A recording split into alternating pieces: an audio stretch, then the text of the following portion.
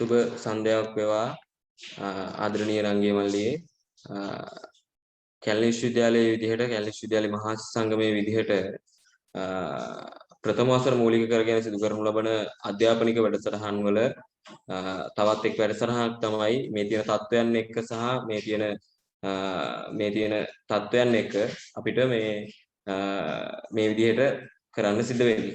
නමුත් මේ කොහොම නමුත් වසංගතය නෙමෙයි වෙන මොන එකාවත් අපිට කරන්න වෙන මේ වැඩසටහන් අනිවාර්යෙන් අපිට කරන්න සිද්ධ වෙනවා.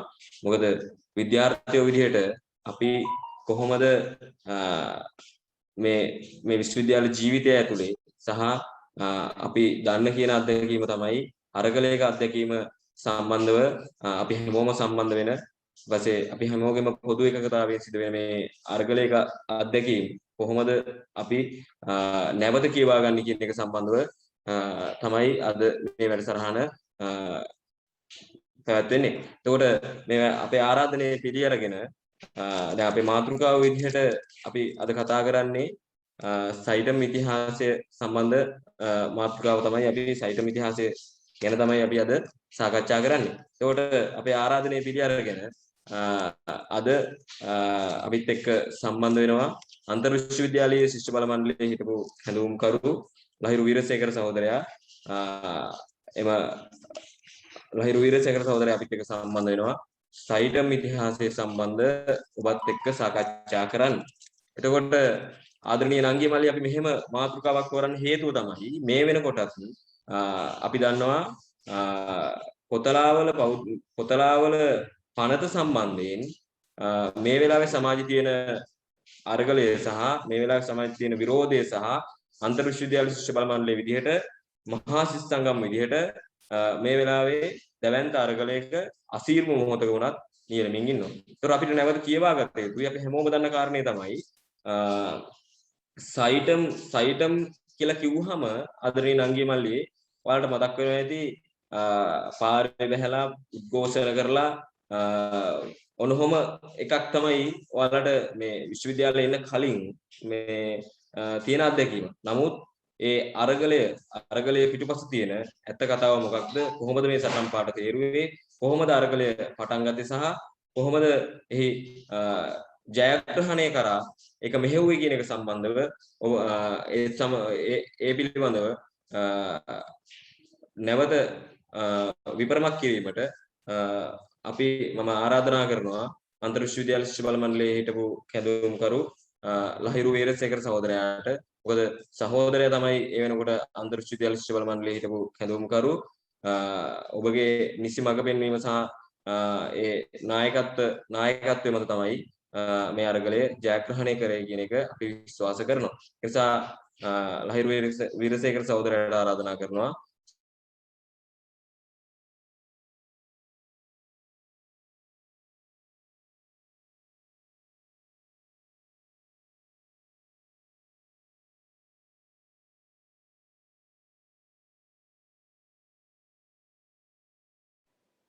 මේ මාව ඇහෙනව නේද? ඔයයි ඇහෙනවා. හරි මේ ආදරණීය සහෝදරවරුනි සහෝදරියනි මම හිතන්නේ මොහන්දිරම් සහෝදරයා පැහැදිලි කරා වගේ එකක් තමයි දැන් වෙනදා අපි මේ වගේ සාකච්ඡාවක් සාමාන්‍යයෙන් ගන්නෙ නම් විශ්වවිද්‍යාලයේ විවෘතව තියෙන වෙලාවක නම් අපි එකතු වෙලා එක රාශී වෙලා තමයි මේ සාකච්ඡාව ගන්නෙ. නමුත් මේ පවතින තත්ත්වයක් එක්ක අපිට සාකච්ඡාව ගන්න වෙලා සිද්ධ වෙලා තියෙන්නේ මේ මොනවා හරි විදියට ඔන්ලයින් තාක්ෂණය පාවිච්චි කරලා මොනවා හරි මාධ්‍යය ඒ ආශ්‍රිත තියෙන මාධ්‍යයක් පාවිච්චි කරලා තමයි සාකච්ඡාව ගන්න සිද්ධ වෙලා තියෙන්නේ.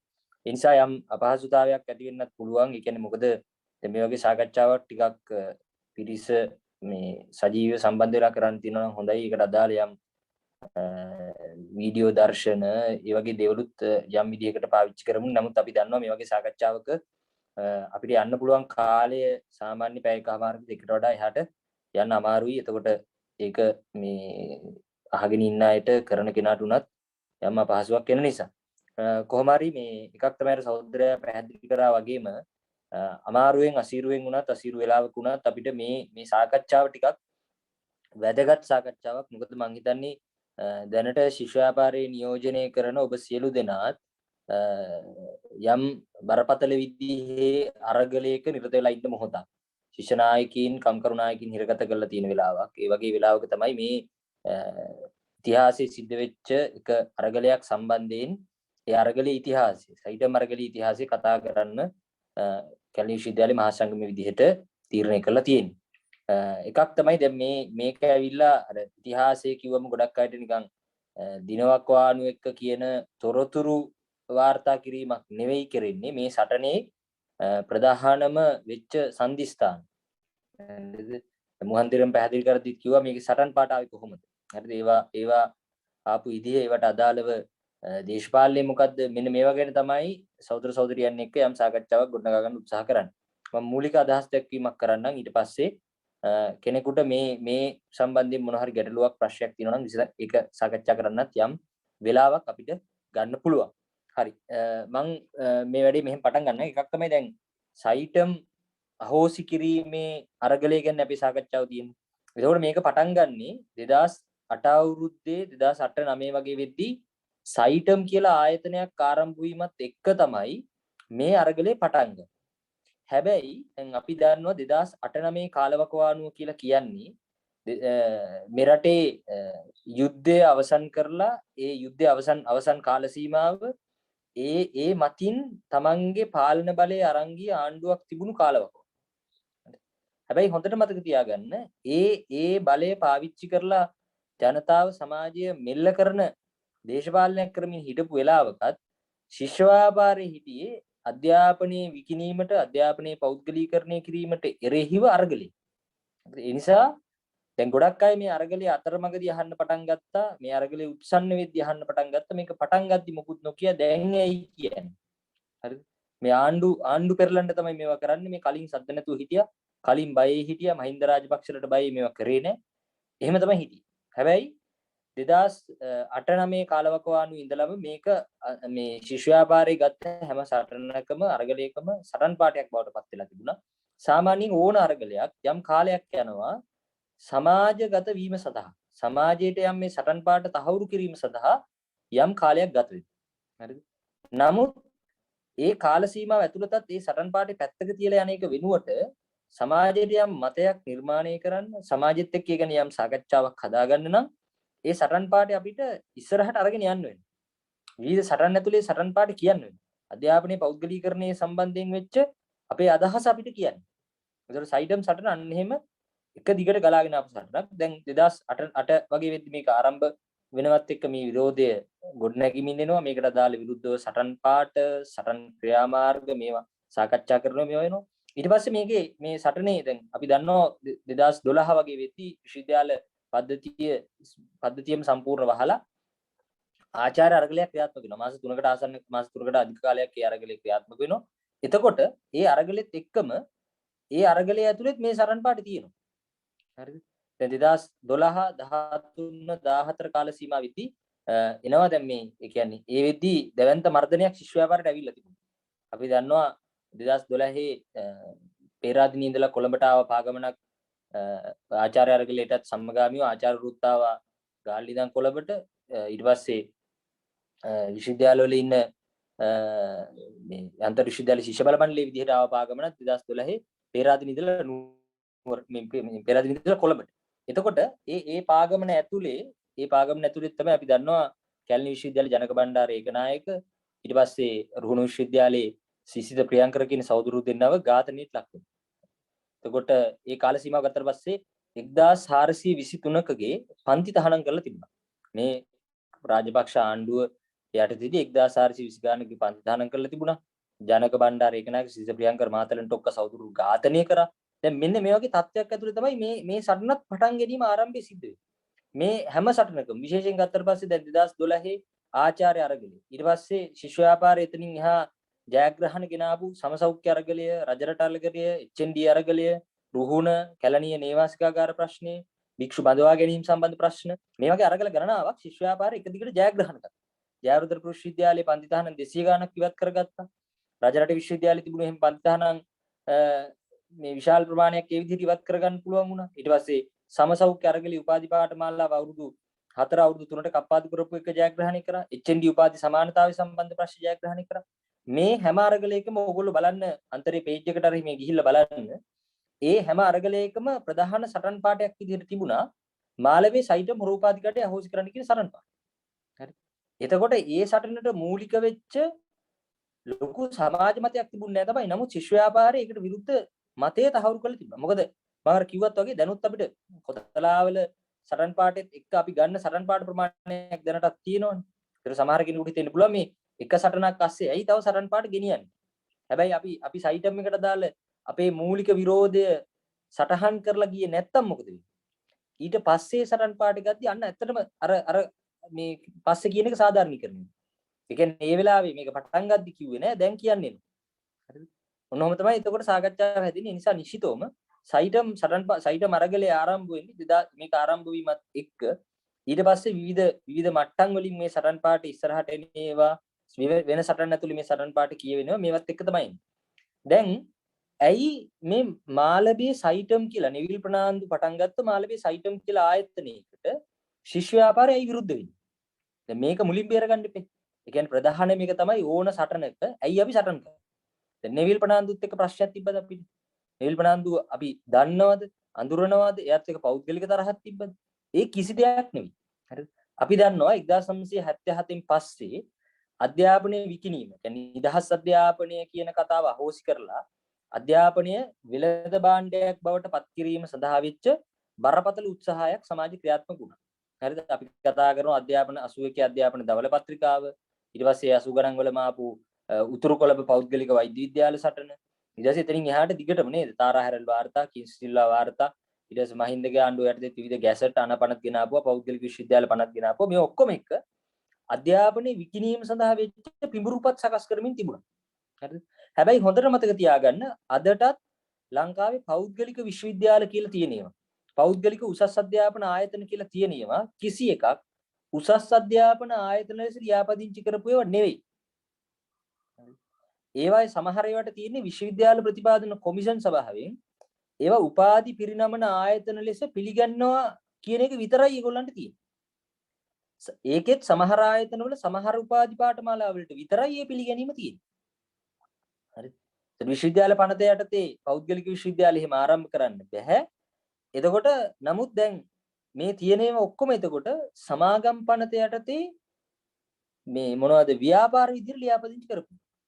එහෙනම් මේගොල්ලෝ සයිටම් එක ගේන්නේ සයිටම් එක ඇතුලේ එතකොට වෛද්‍ය අධ්‍යාපනය කියන එක ලංකාව ඇතුලේ මුදලට විකිණෙන දෙයක් බවට පත් වෙලා තිබුණේ නැහැ. ඒ නිසා මේගොල්ලෝ හැදුවා දැන් මේකට ගන්න එපා දැන් නිදහස් අධ්‍යාපනයේ තියෙන රටක නිදහස් අධ්‍යාපනයේ කතාව තහවුරු වෙච්ච රටක නිදහස් අධ්‍යාපනය සම්බන්ධයෙන් යම් මේ සාධනීය මැදිහත් වීමක් ජනතාවගේ බදු මුදල් වෙන රටක මේ පෞද්ගලික අධ්‍යාපනය කියන එක තහවුරු කරන්න. ඒකට නිදහස් අධ්‍යාපනය වැටෙන්න ඕන. රාජ්‍ය විශ්වවිද්‍යාල පද්ධතිය වැටෙන්න ඕන. ඒතර පහුගිය තිබුණු හැම ආණ්ඩුවක්ම දිගටම මේ ක්‍රියාවලිය ගියා. ඒ රාජ්‍ය විශ්වවිද්‍යාල පද්ධතිය ප්‍රතිපාදනය වෙන් කරේ නැහැ. ඊට පස්සේ ඒවා වැටෙන්න ඇරියා. බරපතල විදිහට දැන් අපි උදාහරණයක් ගත්තොත් එහෙම රජරට විශ්වවිද්‍යාලයට අදාළව තියෙනවා වතුර ප්‍රශ්න. කියන්නේ වතුර බොන්න බෑ. ඒ වතුර සාමාන්‍ය වතුර බිව්වොත් එහෙම වක්ගොඩ රෝගේ හැදෙනවා.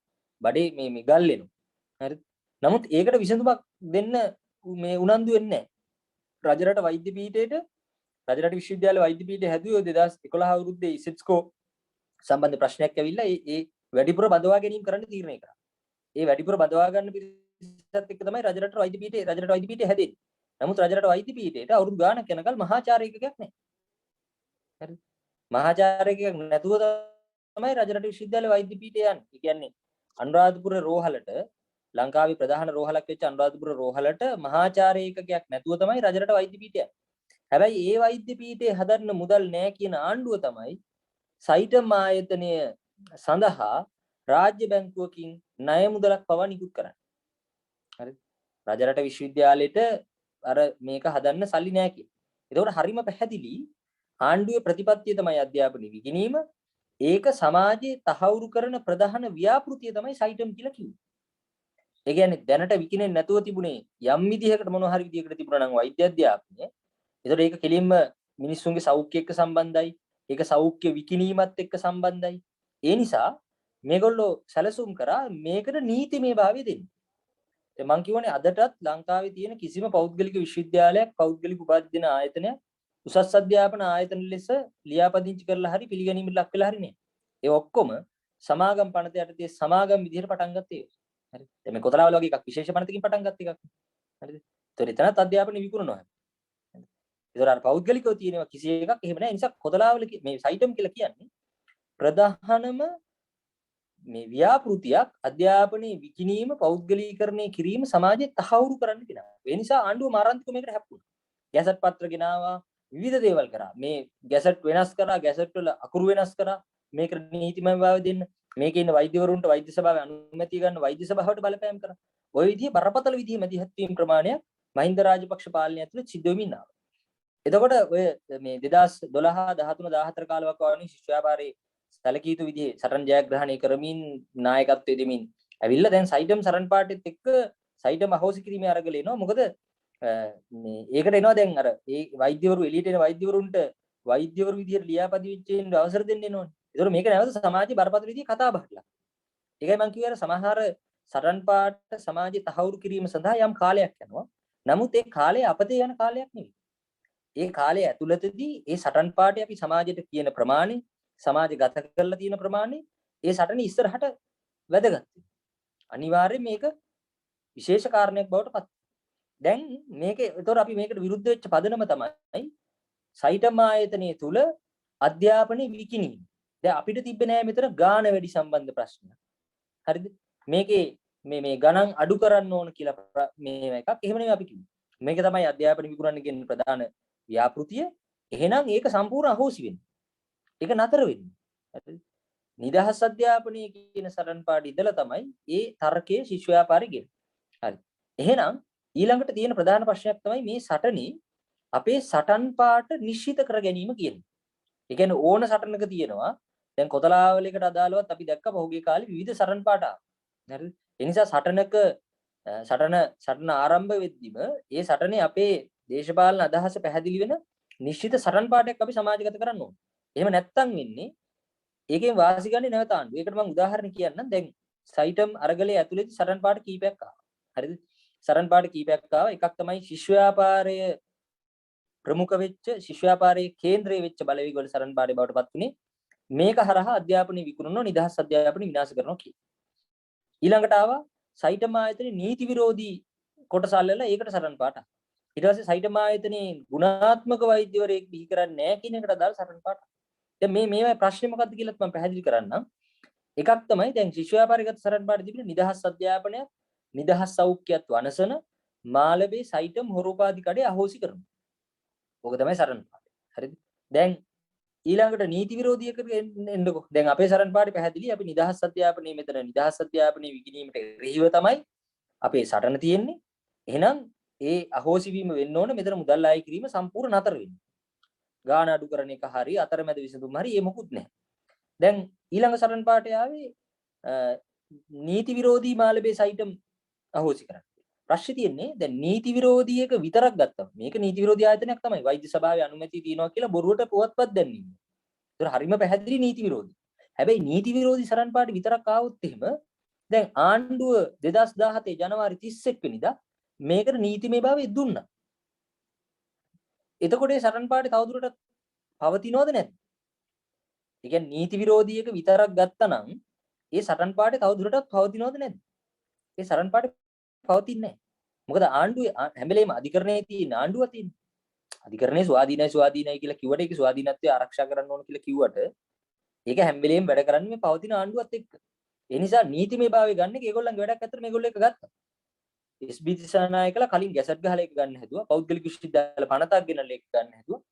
ඊට පස්සේ මේ තිබුණු ආණ්ඩුව යටතේ ජනවාරි 31 නඩු තීන්දුවෙන් ඒකට අනුමැතිය දුන්නා. හරිද? ඊට පස්සේ ඊළඟ එක තමයි මේකේ ප්‍රමිතිය සම්බන්ධ ප්‍රශ්නේ මූලික කරගෙන මේ ප්‍රමිතියකින්තර වෛද්‍යවරු හදන සයිටම් මේ වහන්න. ප්‍රශ්නේ තියෙන්නේ දැන් ප්‍රමිතිය නෑ කියන එකට තර්කය ආවේ ඒගොල්ලන්ට සායනික පුහුණුව මදි. කියන්නේ ක්ලිනිකල් මදි වෛද්‍ය උපාධි. හරිද? එතකොට ඒකත් ආණ්ඩුවට විසඳන්න පුළුවන් ප්‍රශ්නයක්. අන්තිමට ආණ්ඩුව තීරණය කරානේ රජයේ රෝහල් වල ඒගොල්ලන්ට සායනික පුහුණු දෙනවා කියලා.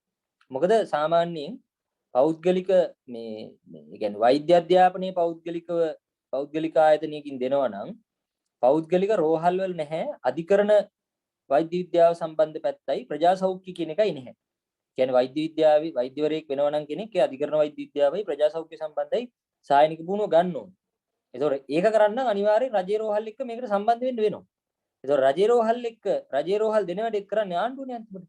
ඒතකොට වෙන්නේ දැන් අපි ගන්න සටන් පාටෙන් වෙන්නේ ආණ්ඩුව මේකට කරන්න යන වැඩේ. ආණ්ඩුව ඒ කියන්නේ මේක සම්පූර්ණ ආණ්ඩුව මේක.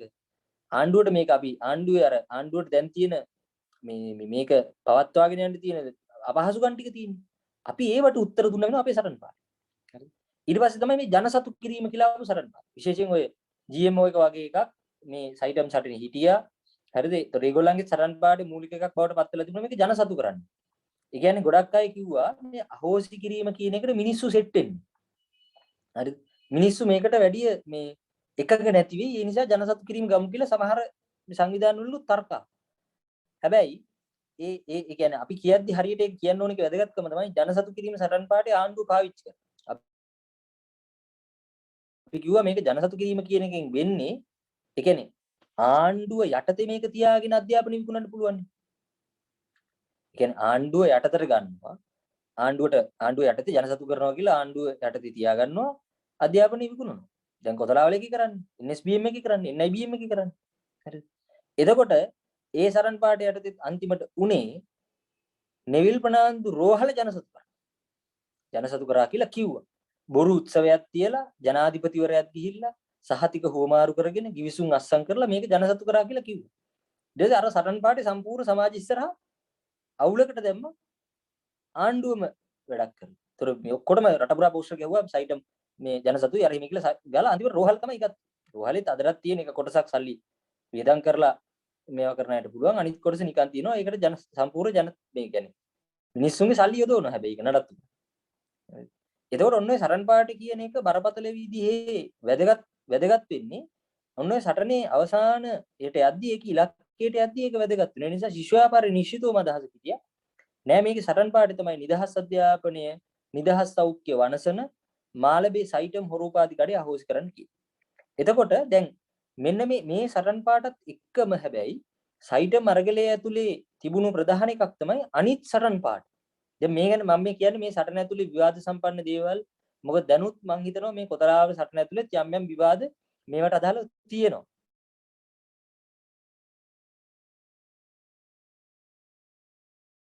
නේ? ඒතකොට ඒකට අදාළව ගත්තට පස්සේ තියෙන ප්‍රධාන මම හෙනව නේද? ඔව් එහෙනයි. මොහන්දිර මාව හෙනව නේද? ඔව් එහෙනයි මාව එහෙනද? එහෙනම් හරියට. හරි එතකොට මේ දැන් මේ සටනේ එතකොට සටන ඒ කියන්නේ ඕන සටනක හොඳයි මේක විතරක් නෙවෙයි සයිටම් අරගලය ඇතුලේ අපිට ගන්න තියෙන ප්‍රධාන පාඩමක් තමයි ඕන සටනක සටන් පාඩේ නිශ්චිත කරගෙන ඉන්නේ. හරිද? ඒ සටන් පාඩ නිශ්චිත කරත් මේ ඊට පස්සේනේ දැන් ඊළඟට මම කතා කරගෙන හිටියේ එකක් තමයි දැන් මේකත් එක්ක දැන් මේ කියන්නේ අධ්‍යාපනයේ විකිණීම කියන එකේ මූලික ව්‍යාපෘතිය තමයි සයිටම්. එහෙනම් දැන් අපිට අධ්‍යාපනය සම්බන්ධ තව සටන් පාඩ තියෙනවනේ. හරිද? ඒ සටන් පාඩ අපිට අතහැරලා යන්න බෑ. දැන් අපි 2012 ආචාර්ය අරගලයට ආපු සරන් පාඩි ප්‍රධාන මූලිකම සරන් පාඩි තමයි නිදහස් අධ්‍යාපනයේ නිදහසත් දිනා ගැනීමට පෙළ ගැසීම. හරි. මේක යටතේ සයිටම් අහෝසි කරනු කියන සරන් පාඩි තිබ්බා. මේක යටතේ අධ්‍යාපනයේ 106ක් වෙන් කරන්න කියන සරන් පාඩි තිබ්බා. පාසල් වලින් මුදල් අය කිරීම නවත්තන්න කියන සරන් පාඩි තිබුණා. ඊට පස්සේ එතනින් එහාට ගිහිල්ලා මොකද්ද කොතලාවල NSBM NIBM ඇතුළු උපාධි කඩ අහෝසි කරන්න කියන සරන් පාඩි තිබුණා. මම මේකත් කියන්නම් මේ උපාධි කඩ කියලා අපි මොකද්ද කියන්නේ කියලා. එතකොට ඒ සටන් පාඩ ඔක්කොම එකට අරගෙන තමයි මේ සටන ආවේ. මොකද දැන් මේවා අතෑරලා යන එකට, ඒ කියන්නේ මේවා අතෑරලා ගියාම වෙන්නේ අපි එකක් ඉවර කරලා එකක් පටන් ගන්නවා වෙනවනේ. එහෙම කරන්න බෑනේ අපිට. අධ්‍යාපනයේ විකිනෙන ඕනම තැනක අධ්‍යාපනයේ විකිනීමට එරෙහි නම් අපේ සටන තියෙන ප්‍රධාන සටන. ඒකට අදාළ සටන් පාඩ අපිට සම්බන්ධ කරගෙන තමයි යන්නේ වෙන්නේ. හරිද? ඒ නිසා ඔන්න ඔය සටන් පාඩක් මේක ඇතුලේ තිබුණා. මොකද ඉස්සරහට එනවා අපිට කතා කරන්න වෘත්තීය සමිති මේ අරගලෙත් එක්ක සම්බන්ධ වෙන්නේ. ඒ වෙද්දි විශ්‍රාම වඩු කපලා තිබුණා. හරිද 2015 16 වෙද්දි විශ්‍රාම වැටුප කපනවා 2014 වගේ ඔක අර මේ විශ්‍රාම වැටුප කපනවා කියන එක ආවේ ඒක විශ්‍රාම වැටුප කපනවා හරිද විශ්‍රාම වැටුප කපපු එකට ඒ සටන් පාටේ ගන්න නැතුව අපි සයිටම් සටන් ගන්න එක්කවට වෘත්ති සමිති ව්‍යාපාරයේ ඒ බලවේගයට ඒක තහවුරු කරන්න බෑ ඒ නිසා අපිට පාසල් වල මුදල් අය කිරීම සම්බන්ධ ප්‍රශ්නේ ඒ වෙද්දි බරපතල ප්‍රශ්නයක් වෙලා තිබුණා හරිද ඒවට ගැසට් ගැහුවා මේවා මේ නීතිගත කරලා මුදල් අය කිරීම එහෙම වෙච්ච ලොකු ක්‍රියාවලියක් තියෙනවා ඒ නිසා ඒ සරන් පාට එහෙම අතහැරලා ඒ කියන්නේ එක සටනකින් විතරක් මේක යනවා කියලා කරන්න බෑ මේක සමාජයට ගෙනියන්න නම් සමාජයට අදාළ වෙන ලෙස මේ සටන් පාට තේරීම ඉතාම අත්‍යවශ්‍ය කාරණා. ඒ නිසා ශිෂ්‍ය ව්‍යාපාරයේ සටන් පාට තෝරද්දී අපි නිදහස් අධ්‍යාපනයත් නිදහස් සෞඛ්‍යයත් වනසන මාළඹේ සයිටම් හොරූපාධිකාරිය අහෝසි කරනු කියන සටන් පාටේ ඊට පස්සේ අධ්‍යාපනයේ 160ක් වෙන් කරන්න කියන එක, පාසල් තුල මුදල් අය කිරීම නවත්තන්න කියන එක. මෙන්න මේ සටන් පාටත් මූලික කරගෙන තමයි ඒ කියන්නේ විශ්වවිද්‍යාල ඇතුලේ පාඨමාලා මුදලට කිරීම නවත්තන්න කියන එක මේවා මූලික කරගෙන තමයි සටන ඉස්සරහට ගියේ. දැන් ශිෂ්‍ය ව්‍යාපාරයේ මේ සටන කරද්දී තිබුණු ප්‍රධානම අභියෝග කීපයක් තිබුණා. එකක් තමයි දැන් ශිෂ්‍ය ව්‍යාපාරයේ ඉන්න බලවේගයක් ඉන්නවනේ. විශ්වවිද්‍යාල වල ඉන්න සහෝදර සහෝදරියන් ඉන්නවනේ. මේගොල්ලෝ මේ සටන තියාගන්න කොහොමද? මොකද මේ සටන් පාට ගැන විශේෂයෙන් වෛද්‍ය පීඨය ඇතුලේ වගේ යම් විවාදයක් තිබුණා. ඒ කියන්නේ ජන සතු කිරීම ගන්න ඕන. හරිද?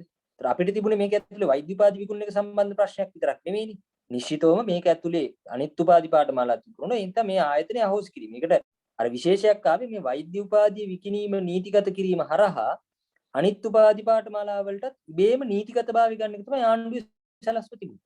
දැන් වෛද්‍ය පීඨය වැහුවට පස්සේ ආපහු මෙතන දැන් සයිටම් ආයතනය කියලා එකක් ඉතුරු වෙලා නැහැ නේ ඇත්තටම. හරිද? මොකද ඒගොල්ලන්ගේ මූලික ව්‍යාපෘතිය වැහෙනවනේ. හරිද? එතකොට එහෙනම් මේ ශිෂ්‍ය ව්‍යාපාරයේ බලවේගයත් මේකට නිකාං එකපාරට ඇවිල්ලා මේ සටන් කරමු කියලා ආවේ නැහැ. මං කිව්වනේ 2012 13 14 කාලවකවානුව ඒ 15 ඒ කාලවකවානුව ගත්තට පස්සේ ශිෂ්‍ය ව්‍යාපාරයේ බරපතල අභියෝගයක් තිබුණු බරපතල මර්ධනයක් තිබුණු නමුත් ඒ මර්ධනයේ මැද්දේ අකණ්ඩව සටන් ජයග්‍රහණය කිරීම සම්බන්ධ විශ්වාසයක් ශිෂ්‍ය ව්‍යාපාර සමාජයට හැදුවා. මම උදාහරණයක් කියනවා ඔයගොල්ලන්ට ඒක වෙලාවකදී මහින්ද රාජපක්ෂලගේ ආණ්ඩුව තියෙන වෙලාවේදී මොකද්ද කම්කරු දිනේ තහනම් කරා. හරිද? කම්කරු දිනේ තහනම් කරා කම්කරු දිනේ කරන එක තහනම්. හරිද? එතකොට නජිත් ඉන්දික සහෝදරයා තමයි අන්තරේ කැඳවුම්කරු හිටියේ මේ කාලෙ වෙද්දී. එතකොට රජරට අට්ටාලෙටයි රජරට අරගලයේ සහ සමසෞඛ්‍ය අරගලය. මේ අරගල දෙකටම මේ උසාවි නියෝග අරන් ඇවිල්ලා තිබුණා අට්ටාල අයින් කරන්න. හරිද?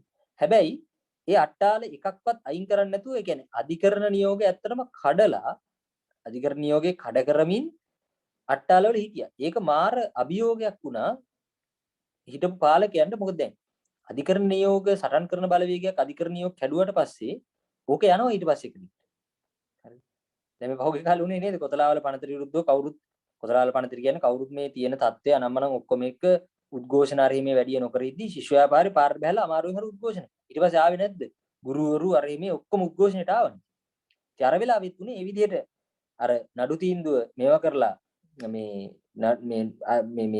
උසාවි නියෝගේ කඩලා අරගලේ දිගටම කරගෙන ගියා. අර කම්කරු දිනේ තහනම් කරපු වෙලාවේදී මේ වෘත්තීය සමිතිය එකතු වෙලා බලෙන් කම්කරු දිනයක් කරා. ඊට පස්සේ ඒගොල්ලෝ කතා කරලා කිව්වා ඔන්න අපිත් අධිකරණ නියෝග කැඩුවා රේ. ඉතින් ඒ සටන් කිරීම සම්බන්ධයෙන් වෙච්ච කතාව සමාජයට දුන්න නිසා තමයි ශිෂ්‍ය ව්‍යාපාරය අරගල පාවා නොදී සටන් කරනවා කියන එකක් සමාජයට දෙන්න පුළුවන් වෙච්ච හින්දා තමයි ශිෂ්‍ය ව්‍යාපාරයට සටන් ජයග්‍රහණය කිරීමේ හැකියාව තියෙනවා කියලා සමාජයට එකක් දුන්නාට පස්සේ තමයි සයිටම් අරගලයේ සම්බන්ධයෙන් යම් විශ්වාසයක් ගොඩනගෙන පටන් ගත්තා. හැබැයි අර මම මුලින් කියපු ප්‍රශ්නේ තිබුණා ශිෂ්‍ය ව්‍යාපාරය ඇතුලේ බලවේග මේකට එකතු කරගන්නේ කොහොමද? හරිද? ඒ කියන්නේ අභියෝග කීපයක් තිබුණා. ප්‍රධාන එක තමයි ශිෂ්‍ය ව්‍යාපාරයේ බලවේග මේකට එකතු කරගන්න එක. ඊළඟට අනිත් බලවේග මේක වටා මේ එකතු කරගන්න එක සහ ඒ බලවේග සියල්ල සම්බන්ධ වෙච්ච එක කේන්ද්‍රයක් හරහා එක නායකත්වයක් හරහා මේක ඉස්සරහට ගෙනියන්නේ කොහොමද කියන්නේ. හරිද? ඔන්න ඔය ටික තමයි අපිට අද මේ සයිටම් අරගලේ ඉතිහාසය ඇතුලේ සාකච්ඡා කරන්න තියෙන්නේ. ඒ නිසා මේක මම කියවනේ සටන් පාටේ තහවුරු කිරීමේ ඉඳලම ඉස්සලම ශිෂ්‍ය ව්‍යාපාරයේ මූලික අඩිය තියෙනවා මේ අපේ බලවේගයට මේක තහවුරු. හරිද? මුලින්ම වෙන්නේ ඇත්තටම මේ සටන මූලිකව ආරම්භ වෙද්දී සියලු ඒ කියන්නේ විශ්වවිද්‍යාලවල සිස් සංගම් hostel meeting GB bed meeting මේවා සම්පූර්ණ මේ සටන් පාටේ තහවුරු කිරීම සඳහා ගන්නවා.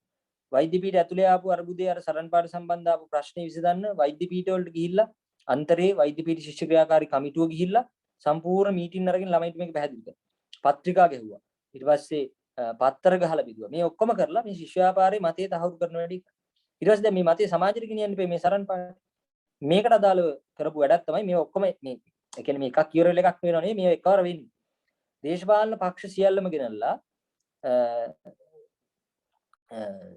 රැස්වීම සම්මන්ත්‍රණයක් ලෑස්ති කරලා පාර්ලිමේන්තුවේ හිටපු දේශපාලන මේ ඒ කියන්නේ මන්ත්‍රීවරු ඔක්කොටම ආරාධනය කරලා දේශපාලන පක්ෂ වලට ආරාධනය කරලා වෘත්තීය සමිති වල ආරාධනය කරලා අපි අපේ සරණ පාඩේ පැහැදිලි. අපි මෙන්න මේකට තමයි අපේ විරෝධය තියෙන්නේ. නිදහස් අධ්‍යාපනයේ වනසන එකට අධ්‍යාපන විකුණන එකට කියලා අපේ සරණ පාඩේ සම්පූර්ණ පැහැදිලි. සමාජයට කිව්වා ඒක. අපි එළියට දැම්මා. හරිද? ඊට පස්සේ දැන් ශිෂ්‍ය ව්‍යාපාරයේ බලවේග මේකට සම්බන්ධ කර ගැනීම කියන එක මූලික එකක්. ඒ නිසා අපි ගත්තා අර විශ්වවිද්‍යාල වල ශිෂ්‍ය දැනුවත් කිරීම කරා. විශ්වවිද්‍යාල ඉස්සරහා උද්ඝෝෂණ ගත්තා.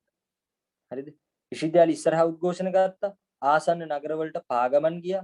ඊට පස්සේ ආසන්න නගරවල සංකේත සත්‍යග්‍රහ කරා. බැනර් රස්සම් කරා. ජනතා දැනුවත් කිරීම කරා. පත්‍රිකා බෙදුවා. පත්තර ගැහුවා. මේ වගේ ගොඩාක් දේවල් කරා. කියන්නේ විශ්වවිද්‍යාල ඉස්සරහා උද්ඝෝෂණ කරලා ආසන්න නගරවලට පාගමන් ගියා. මම එක උදාහරණයක් කියන්න ඕගොල්ලන්ට මේ මට ටිකක් හොඳට මතක තියෙන එකක්. ඒ කියන්නේ අපි විශ්වවිද්‍යාල වලින් පටන් ගෙන ආසන්න නගරවලට පාගමන් ගියානේ. ඒතර සෞන්දර්ය විශ්වවිද්‍යාලේ අපි පාගමන පටන් ගන්න දිනේ දාගෙන දැන් උදේ බලද්දි කට්ටිය නැහැ. හරිද? මං කියන්නේ මේ සටනක් එහෙම ගොඩනැගෙන විදිය ගැන ඔයගොල්ලන්ට අයිඩියා එකක් කියන්නේ. ඒ කියන්නේ දැන් මේ කට්ටිය අඩුයි. ඒ කියන්නේ කොටුවට යන්න තමයි සැලසුම් කරලා තිබුණේ සෞන්දර්ය ඉඳලා. ඒ කියන්නේ සෞන්දර්ය මහා සංගමයෙන් කරන පාගමන. හරිද? ඒ කැලණියෙන් එහෙම අපි කිරිබත් ගොට්ට ගියා. කැලණියෙන් කිරිබත් ගොඩ සංකේත සත්‍යග්‍රහ කරා. ඒ නගරවල දැනුවත් කිරීම කරා. කැලණිය ඉස්සරහා උද්ඝෝෂණ කරා. සයිටම් සටනට දා. ඊට පස්සේ දැන් සෞන්දර්යයෙන් අනේකේදී දැන් කට්ටිය නෑ. ඊට පස්සේ අන්තිමට දැන් කට්ටිය එකතු කරන්න ඔන්න කතා කරලා අන්තිමට තීරණය කරා මේ හරි එහෙනම් ටවුන් හෝල් එකට යනවා. කියන්නේ නිලුම් පොකුණ ගාව ඉඳලා වටේ පාරෙන් ටවුන් හෝල් එකට යනවා කියලා අන්තිමට තීරණය ආවා. නමුත් මගට යද්දී ඔන්න දැන් අර ශිෂ්‍යනායක හිටපු සහෝදරවරු අර හෙට මෙහෙට කෝල් කරනවා, හොස්ටල් වලට කතා කරනවා, අර මේ කරලා කොහොම හරි ඔන්න පිරිස සම්බන්ධ කරගන්න. හරිද? පිරිස සම්බන්ධ කරගෙන අන්තිමට මගට යද්දී ඒගොල්ලෝම කිව්වා අවුලක් නැහැ කොටුවට යන් කියලා. කට්ටිය සෙට් වෙනවා කොටුවට යන් කියලා. හරිද? ඉතින් මේ සටන එතකොට මේ එකපාරට මෙහෙම ටිප් එක කර නේද සරණ පාඩේකට මෙහෙම සෙනග ඇවිල්ලා නෙවෙයි. ඒකට ලොකු ශ්‍රමයක් දරුවා. ඒකට මහන්සි වුණා කට්ටිය.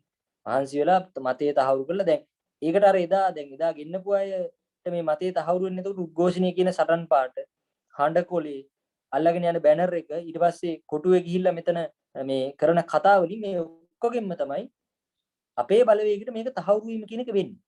ඊට පස්සේ ඇත්තටම ওই විදිහේ ක්‍රියාමාර්ග ගණනාවකින් පස්සේ ශිෂ්‍ය ව්‍යාපාරයට පුළුවන් වුණා.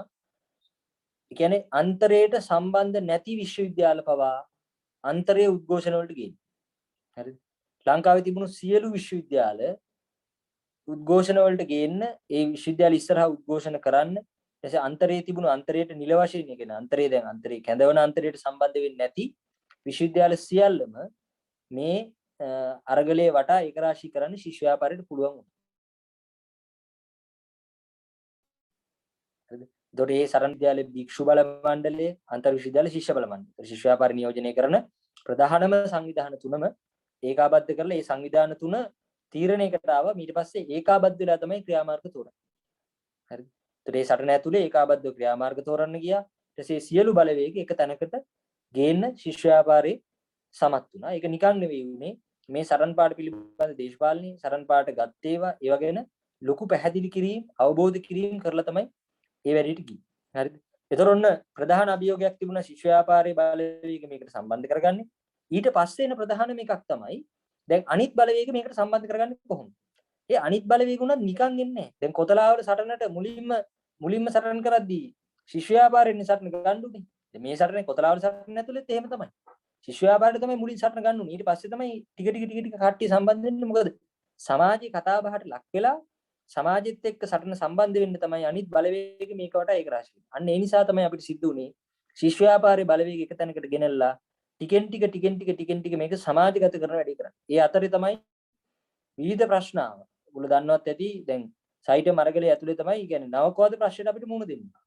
කැලණි විශ්වවිද්‍යාලයේ සහෝදරියෝ 3 දෙනෙක් සහෝදරු 5 දෙනෙක් බොරු නවකවාද චෝදනාවක් දාලා හිරේ දැම්මා. හරිද? ඒකට විරුද්ධව දැන් අපිට සයිටම් සටන ගැන අධ්‍යාපන විකිණීම ගැන කිසිම සාකච්ඡාවක් දෙන්නේ නැති රූපවාහිනී නාලිකා නවකවාදය ගැන කතා කරන්න Tamanගේ මේ කාලය වෙන් කරා. අන්තරයට එන්න කියන නවකවාදය ගැන කතා කරා. හරිද? අපිත් එක්ක සයිටම් සටනේ ඉන්න අය පවා ඇවිල්ලා හතර වටේ නෙල්ලනවා. හරිද? ඒතර ඒවට උත්තර දීදී තමයි කිය අන්තිමට ඒ සහෝදර සහෝදරියන්ට මේ මාස ගානක් ඉරේ ඉන්න උනා. ඒකට කරපු උද්ඝෝෂණ වලදී ඒගොල්ලෝ නිදහස් කරන්න කියලා කියපු උද්ඝෝෂණ වලින් පස්සේ අන්තරේ මේ අන්තරේ හිටපු නායකයෝ හිරගත කර අදටත් ඒවට අදාළ නඩු විභාග වෙමින් තියෙන්නේ. හරිද? ඒතර එහෙම කරලා තමයි මේ සටන ඉස්සරහට ආවේ. ඒ කියන්නේ නිකන් නෙමෙයි. එතකොට හිරගත වීම, පන්ති තහනම් වීම, ඒ කියන්නේ විශ්වවිද්‍යාල ඇතුලේ දැන් කැලණියේ තිබුණා කලින්. ඒ කියන්නේ සහෝදරියක්ට නඩු දාලා තිබුණා. එයා ඉන්න හොස්ටල් එකටම බලෙන් ඇතුළුණා. කැලණියේ සභාපතිට නඩු දාලා තිබුණා මේ කාන්තා නිවාසිකාගාරයට බලහත්කාරයෙන් ඇතුළු වීම කියලා මේ සහෝදරියන්ගේ නිවාසිකාගාර වල මීටින් ගන්න ගිහින්. හරි. ඒ එක හිටපු සහෝදරියක්ට නඩු දැම්මේ තමන්ගේම නිවාසිකාගාරයට බලෙන්. සිස්සංගම් තහනම් කරලා තිබුණා. හරි. හැබැයි ශිෂ්‍යයාපාරේ මේක නිවැරදි දේශපාලන දැක්මක් එක්ක මේක සංවිධානය කරලා ශිෂ්‍යයාපාරේ බලවේග මේ සරණ පාටේ යටතට ගෙනාවා. ඊළඟට තිබුණු ප්‍රධාන අභියෝගය තමයි මේකට අනිත් බලවේග ගියන්නේ කොහොමද? මොකද දැන් උදාහරණයක් ගත්තොත් එහෙම අපි පන්ති වර්ජනයක් කරොත් එහෙම කියන්නේ ශිෂ්‍යෝ පන්ති වර්ජනයක් කරොත් එහෙම නිකම් පන්ති වර්ජනය කරා කියලා ආණ්ඩුවට ඒක දැනෙන්නේ නැහැ. හරිද? කියන ආණ්ඩුවට දැනෙන්නේ දැන් වෘත්තීය සමිති වැඩ වර්ජනයක් කරද්දී ආණ්ඩුවට ඒක දැනෙනවනේ. වෘත්තීය සමිති මොනවා හරි විදිහේ මැදිහත් වීමක් කරද්දී ආණ්ඩුවට ඒක දැනෙනවා. තෙල් මේ සේවකයෝ වැඩ වර්ජනය කරොත් ඒක ආණ්ඩුවට දැනෙනවා. දුම්රිය නැවැත්තුවොත් ආණ්ඩුවට දැනෙනවා. හැබැයි ශිෂ්‍ය ව්‍යාපාරය ඇතුලේ පන්ති වර්ජනය කිරීමේ පන්ති වර්ජනයක් කරන එක ආණ්ඩුවට දැනෙන්නේ ඒකත් එක්ක ගන්න ක්‍රියාමාර්ගත් එක්ක. කියන්නේ පන්ති වර්ජනය කරලා දහස් ගණන් පාරට බහින එක දැනුවත් කිරීම කරන එක ඒවයින් තමයි මේක දැනෙන්නේ. ඒ නිසා මේ සටනේ එක පියවරක් තමයි අනිවාර්ය එකක් තමයි ශිෂ්‍ය ව්‍යාපාරයෙන් එහාට ගිය බලවේග මේකට සම්බන්ධ කරන්න කොහොමද? අපේ ප්‍රධාන ඉලක්කයක් බවට පත් වෙනවා ශිෂ්‍ය ව්‍යාපාරේ වෘත්තීය සමිති, බහුජන සංවිධාන, කලාකරුවන් මේ ඔක්කොම එකතු කරලා මේකට එක කේන්ද්‍රයක් හදන්න. හරිද? මේ කේන්ද්‍රේ නායකත්වයේ ශිෂ්‍ය ව්‍යාපාරයේ තියාගන්න. හරිද? ඇයි ඒක ශිෂ්‍ය ව්‍යාපාරයේ තියාගන්න ඕන? ඇයි විනායකට මේකට සරන් කරන්න බැරිද? විනායකට මේකට ඉදිරිපත් වෙන්න බැරිද? හරිද? විනාය මේකට වෙන වෙනම තමන්ගේ සරන් කරන්න බැරිද? නෑ බොහොම පැහැදිලිව පුළුවන්. සයිටම් සටනෙත් එහෙම වෙන වෙනම සරන් කරා. නමුත් මේකේ කේන්ද්‍රයේ ශිෂ්‍ය ව්‍යාපාරයේ වගේ සංවිධානයක් අතේ නොතිබීම විසින් වෙන්නේ මේ සටන විසිරෙනවා. හරිද? එතකොට කියන සටන් පාට එක එකව මම කිව්වේ අර සටන් පාට තුනක් තියෙනවා. නිදහස් අධ්‍යාපනය, නිදහස් සෞඛ්‍යයත් වනසන මාළඹේ සයිටම් රූපාදිකඩය අහෝසි කරන්න, නීති විරෝධී සයිටම් අහෝසි කරන්න, ප්‍රමිතියෙන් තොර සයිටම් අහෝසි කරන්න.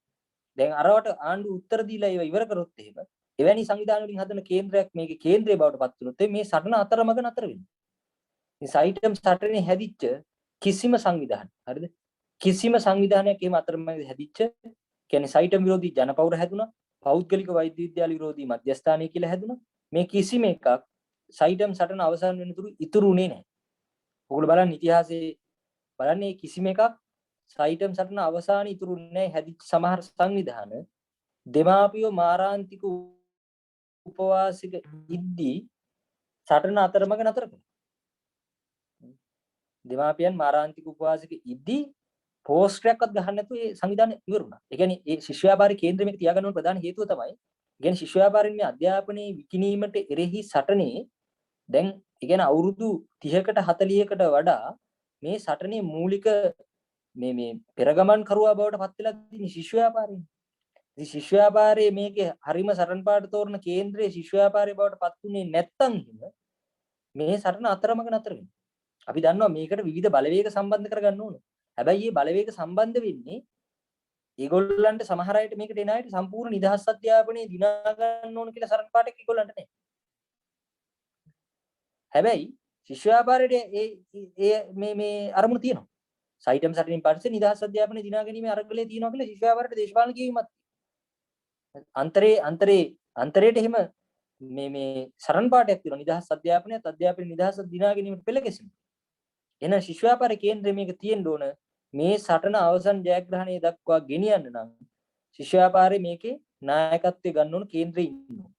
හරිද? ඔන්න ඔය අභියෝගය තමයි ඊළඟට එන්නේ මේ අනිත් බලවේග මේකට එකතු කරන්නේ කොහොමද කියන්නේ. හරිද? ඒකට තමයි යම් කාලයක් අනෙක් වෘත්තීය සමිතිය කියන්නේ සටන යම් කාලයක් ගියාට පස්සේ අනිත් වෘත්තීය සමිති, බහුජන සංවිධාන, සිවිල් ක්‍රියාකාරීකින් එකතු කරලා යම් එකතුවක් අපි කැඳවුවා. හරිද? යම් එකතුවක් ශිෂ්‍ය ව්‍යාපාරයේ අන්තරේ වෛද්‍ය පිරිස ශිෂ්‍ය ක්‍රියාකාරී කමිටුව භික්ෂුවන්තරේ මැදිහත් වෙලා කැඳවනවා. මේක ඇතුලේ දැන් සාකච්ඡා වෙනවා විවිධ ක්‍රියාමාර්ග ගන්නවා. එතකොටත් මම මේ කියන වෙලාව වෙනකොට සයිටම් විරෝධී සිසුජන ව්‍යාපාරය හැදිලා නැහැ. ඒකට හේතුව තමයි දැන් මෙහෙම සංවිධානයක් හදද්දී එකපාරට මේ සටනේ විවිධ උස් පහත් වීම එක්ක සම්බන්ධ වෙන අය ටික කාලයක් යද්දී එක්ක මේක මග හරින්න. එක්ක එන්නේ නැතුව හරින්න. ඒගොල්ලන්ට වාසි වෙලාවට විතරක් එන්න. ඒ නිසා අපිට ඕනකම තිබුණා ශිෂ්‍ය ව්‍යාපාරයට ඕනකම තිබුණා මේ සටනට නිදහස් අධ්‍යාපනය විකිණීම මේවා පැත්තෙන් සම්බන්ධ වෙන එතනින් එහාටත් මේකට මොනවා හරි විදිහට මැදිහත් වීමක් කරන සංවිධානවල එකතුවක් හදා. ඒ නිසා ඔන්න දැන් සංවිධාන එකතු කරනවා වෘත්තීය සමිති බහුජන සංවිධාන සිවිල් ක්‍රියාකාරීකින් මේගොල්ලොත් එක්ක එකතු වෙච්ච සංවිධාන ප්‍රමාණයක් එක්ක යම් ක්‍රියාමාර්ග ප්‍රමාණයක් යනවා සාකච්ඡා තියෙනවා ඒගොල්ලන්ගේ සමිති ගිහිල්ලා හම්බෙනවා හරිද ඒකාබද්ධ ප්‍රකාශසන් කරනවා මේ වගේ වැඩ කීපයක් කරනවා. ඒ ගිහිල්ලා තමයි එක වෙලාවකදී එන්නේ 2016 මට මතකයි 2016 ජූලි වගේ වෙද්දී සයිටම් විරෝධී සිසුජන ව්‍යාපාරය නිර්මාණය වෙනවා. හරිද? සයිටම් විරෝධී සිසුජන ව්‍යාපාරය නිර්මාණය වෙනවා. එතකොට එතන වෘත්තීය සමිති ඉන්නවා, කලාකරුවෝ ඉන්නවා, විශ්වවිද්‍යාල ආචාර්යවරු, ගුරු සංගම් මේ ඔක්කොගෙම සමන්විත වෙච්ච විදිහක් තමයි සයිටම් විරෝධී සිසුජන ව්‍යාපාරය කියලා හැදෙන්නේ. ඕකටත් විවාදයක් ආවා. විවාදය ආවේ ඇයි සයිටම් විරෝධී සිසුජන ව්‍යාපාරය කියලා ගන්න. එතකොට ඒකට ඇත්තටම තියෙන්නේ දැන් ඕන සටනක් පටන් ගද්දි මුල් පියවරක් තියෙන්නේ. හරිද? දැන් අපි සයිටම් විරෝධී සිසුජන ව්‍යාපාරයෙන් පටන්ගෙන ආපු ගමන තමයි නිදහස් අධ්‍යාපනයේ උදෙසා සිසුජන ව්‍යාපාරය දක්වා ඉන්නේ. දැන් අපි පහුගිය කාලෙම නිදහස් අධ්‍යාපන උදෙසා සිසුජන ව්‍යාපාරයේ සමාජයේ තියෙන අධ්‍යාපනයේ සම්බන්ධ ප්‍රශ්න ගණනාවකට නායකත්වය දීලා ඒක ජයග්‍රහණ ගත්තනේ. ඒ සංවිධානයේ ගොඩනගන්නේ සයිටම් විරෝධී සිසුජන ව්‍යාපාරය කියලා පටන් ගත්ත මූලික පියවරෙන් තමයි මේ සංවිධානය.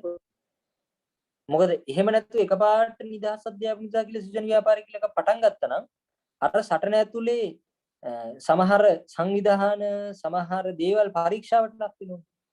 ඒතකොට එතනින් එහාට යන්න දෙයක් නැති වෙනවා. ඒවා කෙලින්ම එතකොට අර සටන් පාඩේ යටතේ ඇවිල්ලා ඒක විසිරිලා ඉවර වෙනවා. නමුත් අර මූලික අධ්‍යයනයෙන් පටන්ගෙන ක්‍රමක්‍රමයෙන් ඇවිල්ලා තමයි නිදහස් අධ්‍යාපන උදෙසා සිසුජන ව්‍යාපාරය කියන තැනට මේක එන්නේ. හරි. එතකොට දැන් ඊළඟ අභියෝගය තමයි දැන් හරි සයිටම් විරෝධී සිසුජන ව්‍යාපාරෙත් හැදුවා. හරිද? දැන් ප්‍රශ්නේ තියෙන්නේ ආණ්ඩුවේ ප්‍රතිපත්තියක් නෙමෙයි අධ්‍යාපන විකුණනවා කියන එක නිකන් ගන්න නෙවෙන්නේ.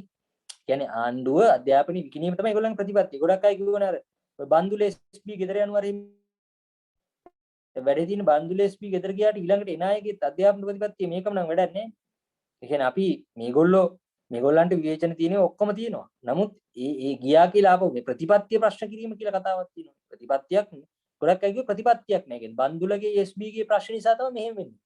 ඒතර දැන් ඉන්නේ කලින් ඊට පස්සේ ආණ්ඩුවෙන් ආපු අධ්‍යාපන ඇමතිවරු ඊට කලින් හිටපු අය මොකද ලංකාවේ අධ්‍යාපන ප්‍රතිපත්තියක් නැද්ද ප්‍රතිපත්තියක් තියෙනවා ඒ ප්‍රතිපත්තිය තමයි අධ්‍යාපනයේ විකුණන්නේ අධ්‍යාපනයේ ලාභ ගන්න වෙළඳ භාණ්ඩයක් වට ඒක තමයි ප්‍රතිපත්තිය ඒ ප්‍රතිපත්තියට අනුව රාජ්‍ය විශ්වවිද්‍යාල ටික වැටෙන්න ඕන ඉතින් ඒකට රාජ්‍ය විශ්වවිද්‍යාල ගොඩනැගීමට සලස්මක් තිබිලා බෑනේ ඒකට වැටෙන්න නම් වැටෙන්න තියෙන සලස්මක් ඕනේ වැටෙන්න තියෙන සලස්ම තමයි මේවා නොසලකා හරින්නේ විශ්වවිද්‍යාල අවුරුදු දෙකමාරක් දෙකක් අරින්න නැතුව තියෙන්නේ.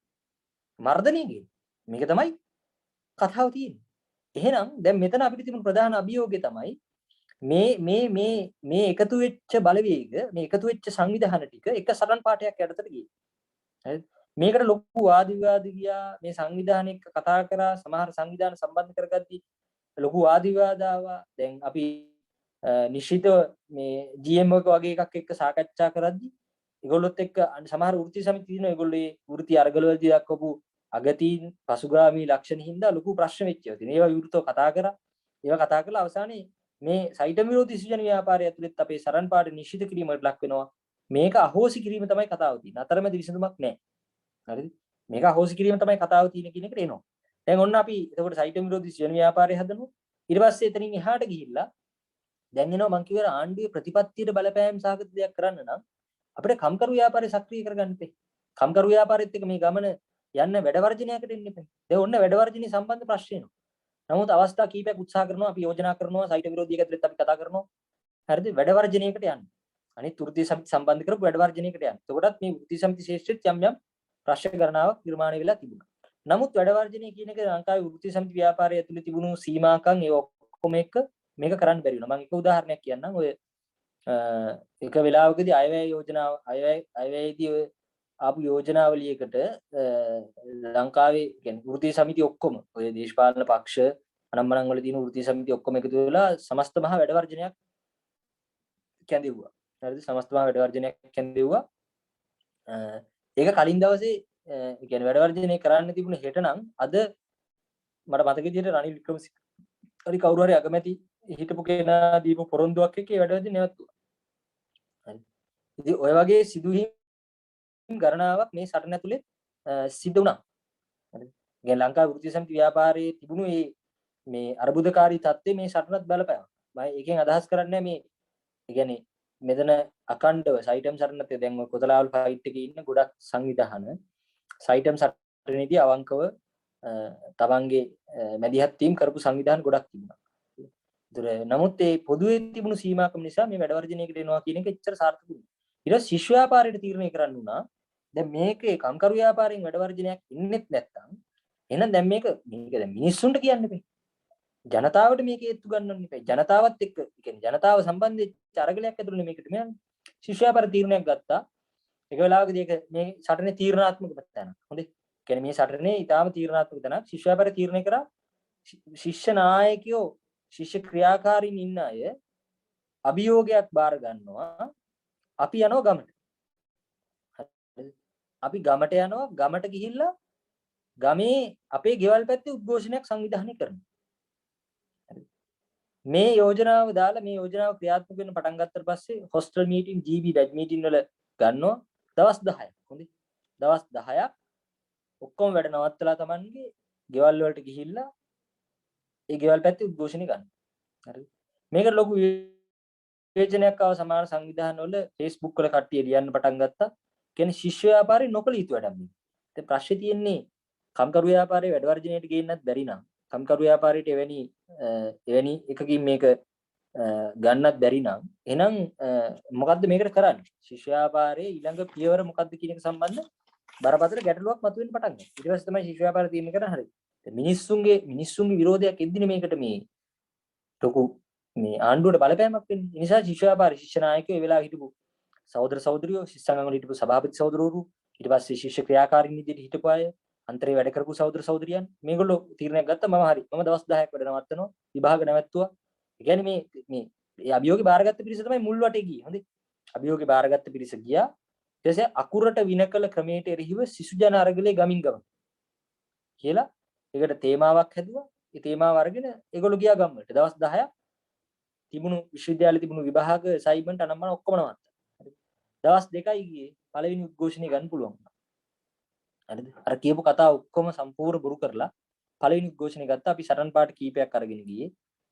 සයිටම හවුස් කරන්න කියන සටන් පාටේ අධ්‍යාපන 6ක් වෙන් කරන්න කියන එක.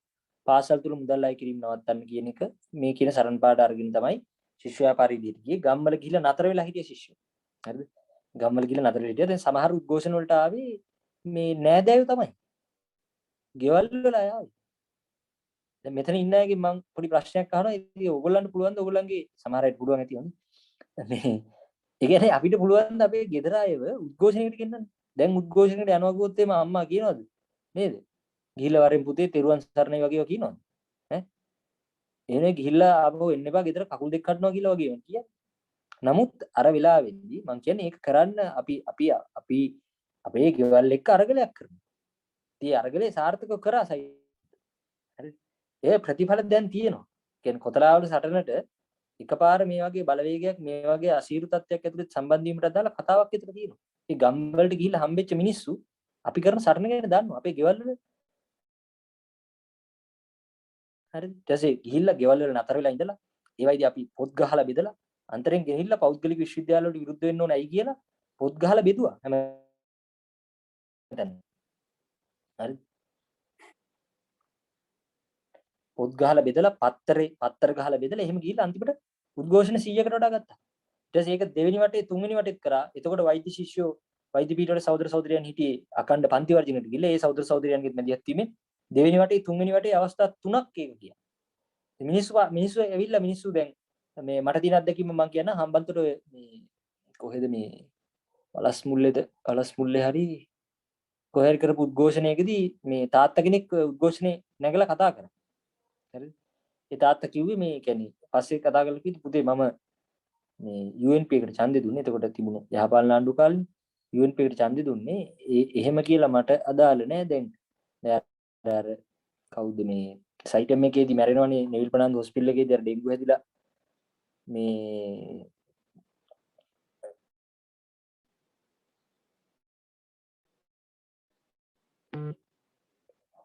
සයිටම් මේ නෙවිල් ප්‍රනාන්දු හොස්පිටල් එකේදී ඩෙන්ගු හැදිලා මැරෙන කෙනා ඒ පොඩි ළමයෙක්ගේ බොඩි එක ගන්න දෙන්නේ නැහැ සල්ලි ගෙවනක ඒවා එක්කත් මේ ලොකු කතා බහක් සමාජයේ තිබුණානේ. එතකොට ඒ තාත්තා කිව්ව ඉතින් මේ මැරුණාට පස්සේ මිනිහෙක්ගේ මේ බොඩි එක ගන්න බැර නම් ඒ මොකක්ද ඒක ඇති වැඩේ කියලා තමයි එයා නැගලා ඒකට විරුද්ධව කතා කරන්නේ. හරිද? ඒ වගේ බලවේග ඔක්කොම එකතු කරන්න ශිෂ්‍යයාට පුළුවන්. අන්තිමට අර කියපු කතා ඔක්කොම පැත්තකට දාලා අන්තිමට උද්ඝෝෂණ ගත්තා. ඉතින් මම අර කිව්වේ ඒ කියන්නේ නෑදෑයෝ ටික හරි ගෙනලා උද්ඝෝෂණයක් කරන්න. ඉතින් පුළුවන් වෙච්ච එක ඒ වගේ වෙලාවක සමාජය හැරවන්න පුළුවන්. ඉතින් දැන් පළවෙනි ටිකත් උද්ඝෝෂණය මොකුත් කතාවක් නෑ. නෑදෑයොත් නෑ මොකක්වත් නෑ. පාසල මුදල් අය කිරීම සයිටම් එකේ ප්‍රශ්න කිව්වට පස්සේ මේ පන්සලක එකතු වෙලා හිටපු මොකක් හරි සමිතියක් ගන්න එකතු වෙලා හිටපු මිනිස්සු ටික ගිහිල්ලා කතා කරා. ඊට ඒගොල්ලෝ කිව්වා මේ දැන් තමයි අපිට තේරෙන්නේ අපි මේකට මේ මාර කේස් එක අපෙත් ඇවිල්ලා ළමයි සල්ලි ඉල්ලන ඉස්කෝල වලට යන්න අපිට දී ගන්න විදියක් නැහැ. හරිද? ඉතින් ඕවා වුණොත් එහෙම තව ප්‍රශ්නයක් වෙනවා. දැන් උද්ඝෝෂණයක් කරනවා. අන්තිමට හඬකොල හදලත් නැහැ. හරිද? ඒ ගිය සහෝදරවරු කතා කරලා මේ දැන් ඕන හඬකොලයක් ඕන මේ මෙතන මිනිස්සු උද්ඝෝෂණය කරන්න යන්නේ කියලා අන්තිමට උද්ඝෝෂණය ගත්තා. ඒස ලොකු ප්‍රශ්න ආවා ඒවට උද්ඝෝෂණ වලට යන ඒවායි බස් නවත්තලා CID එකෙන් ගෙවල් වලට ගිහිල්ලා ගම්වල ගිහිල්ලා බය කරලා නමුත් උද්ඝෝෂණ 100කට එහා ගත්තා.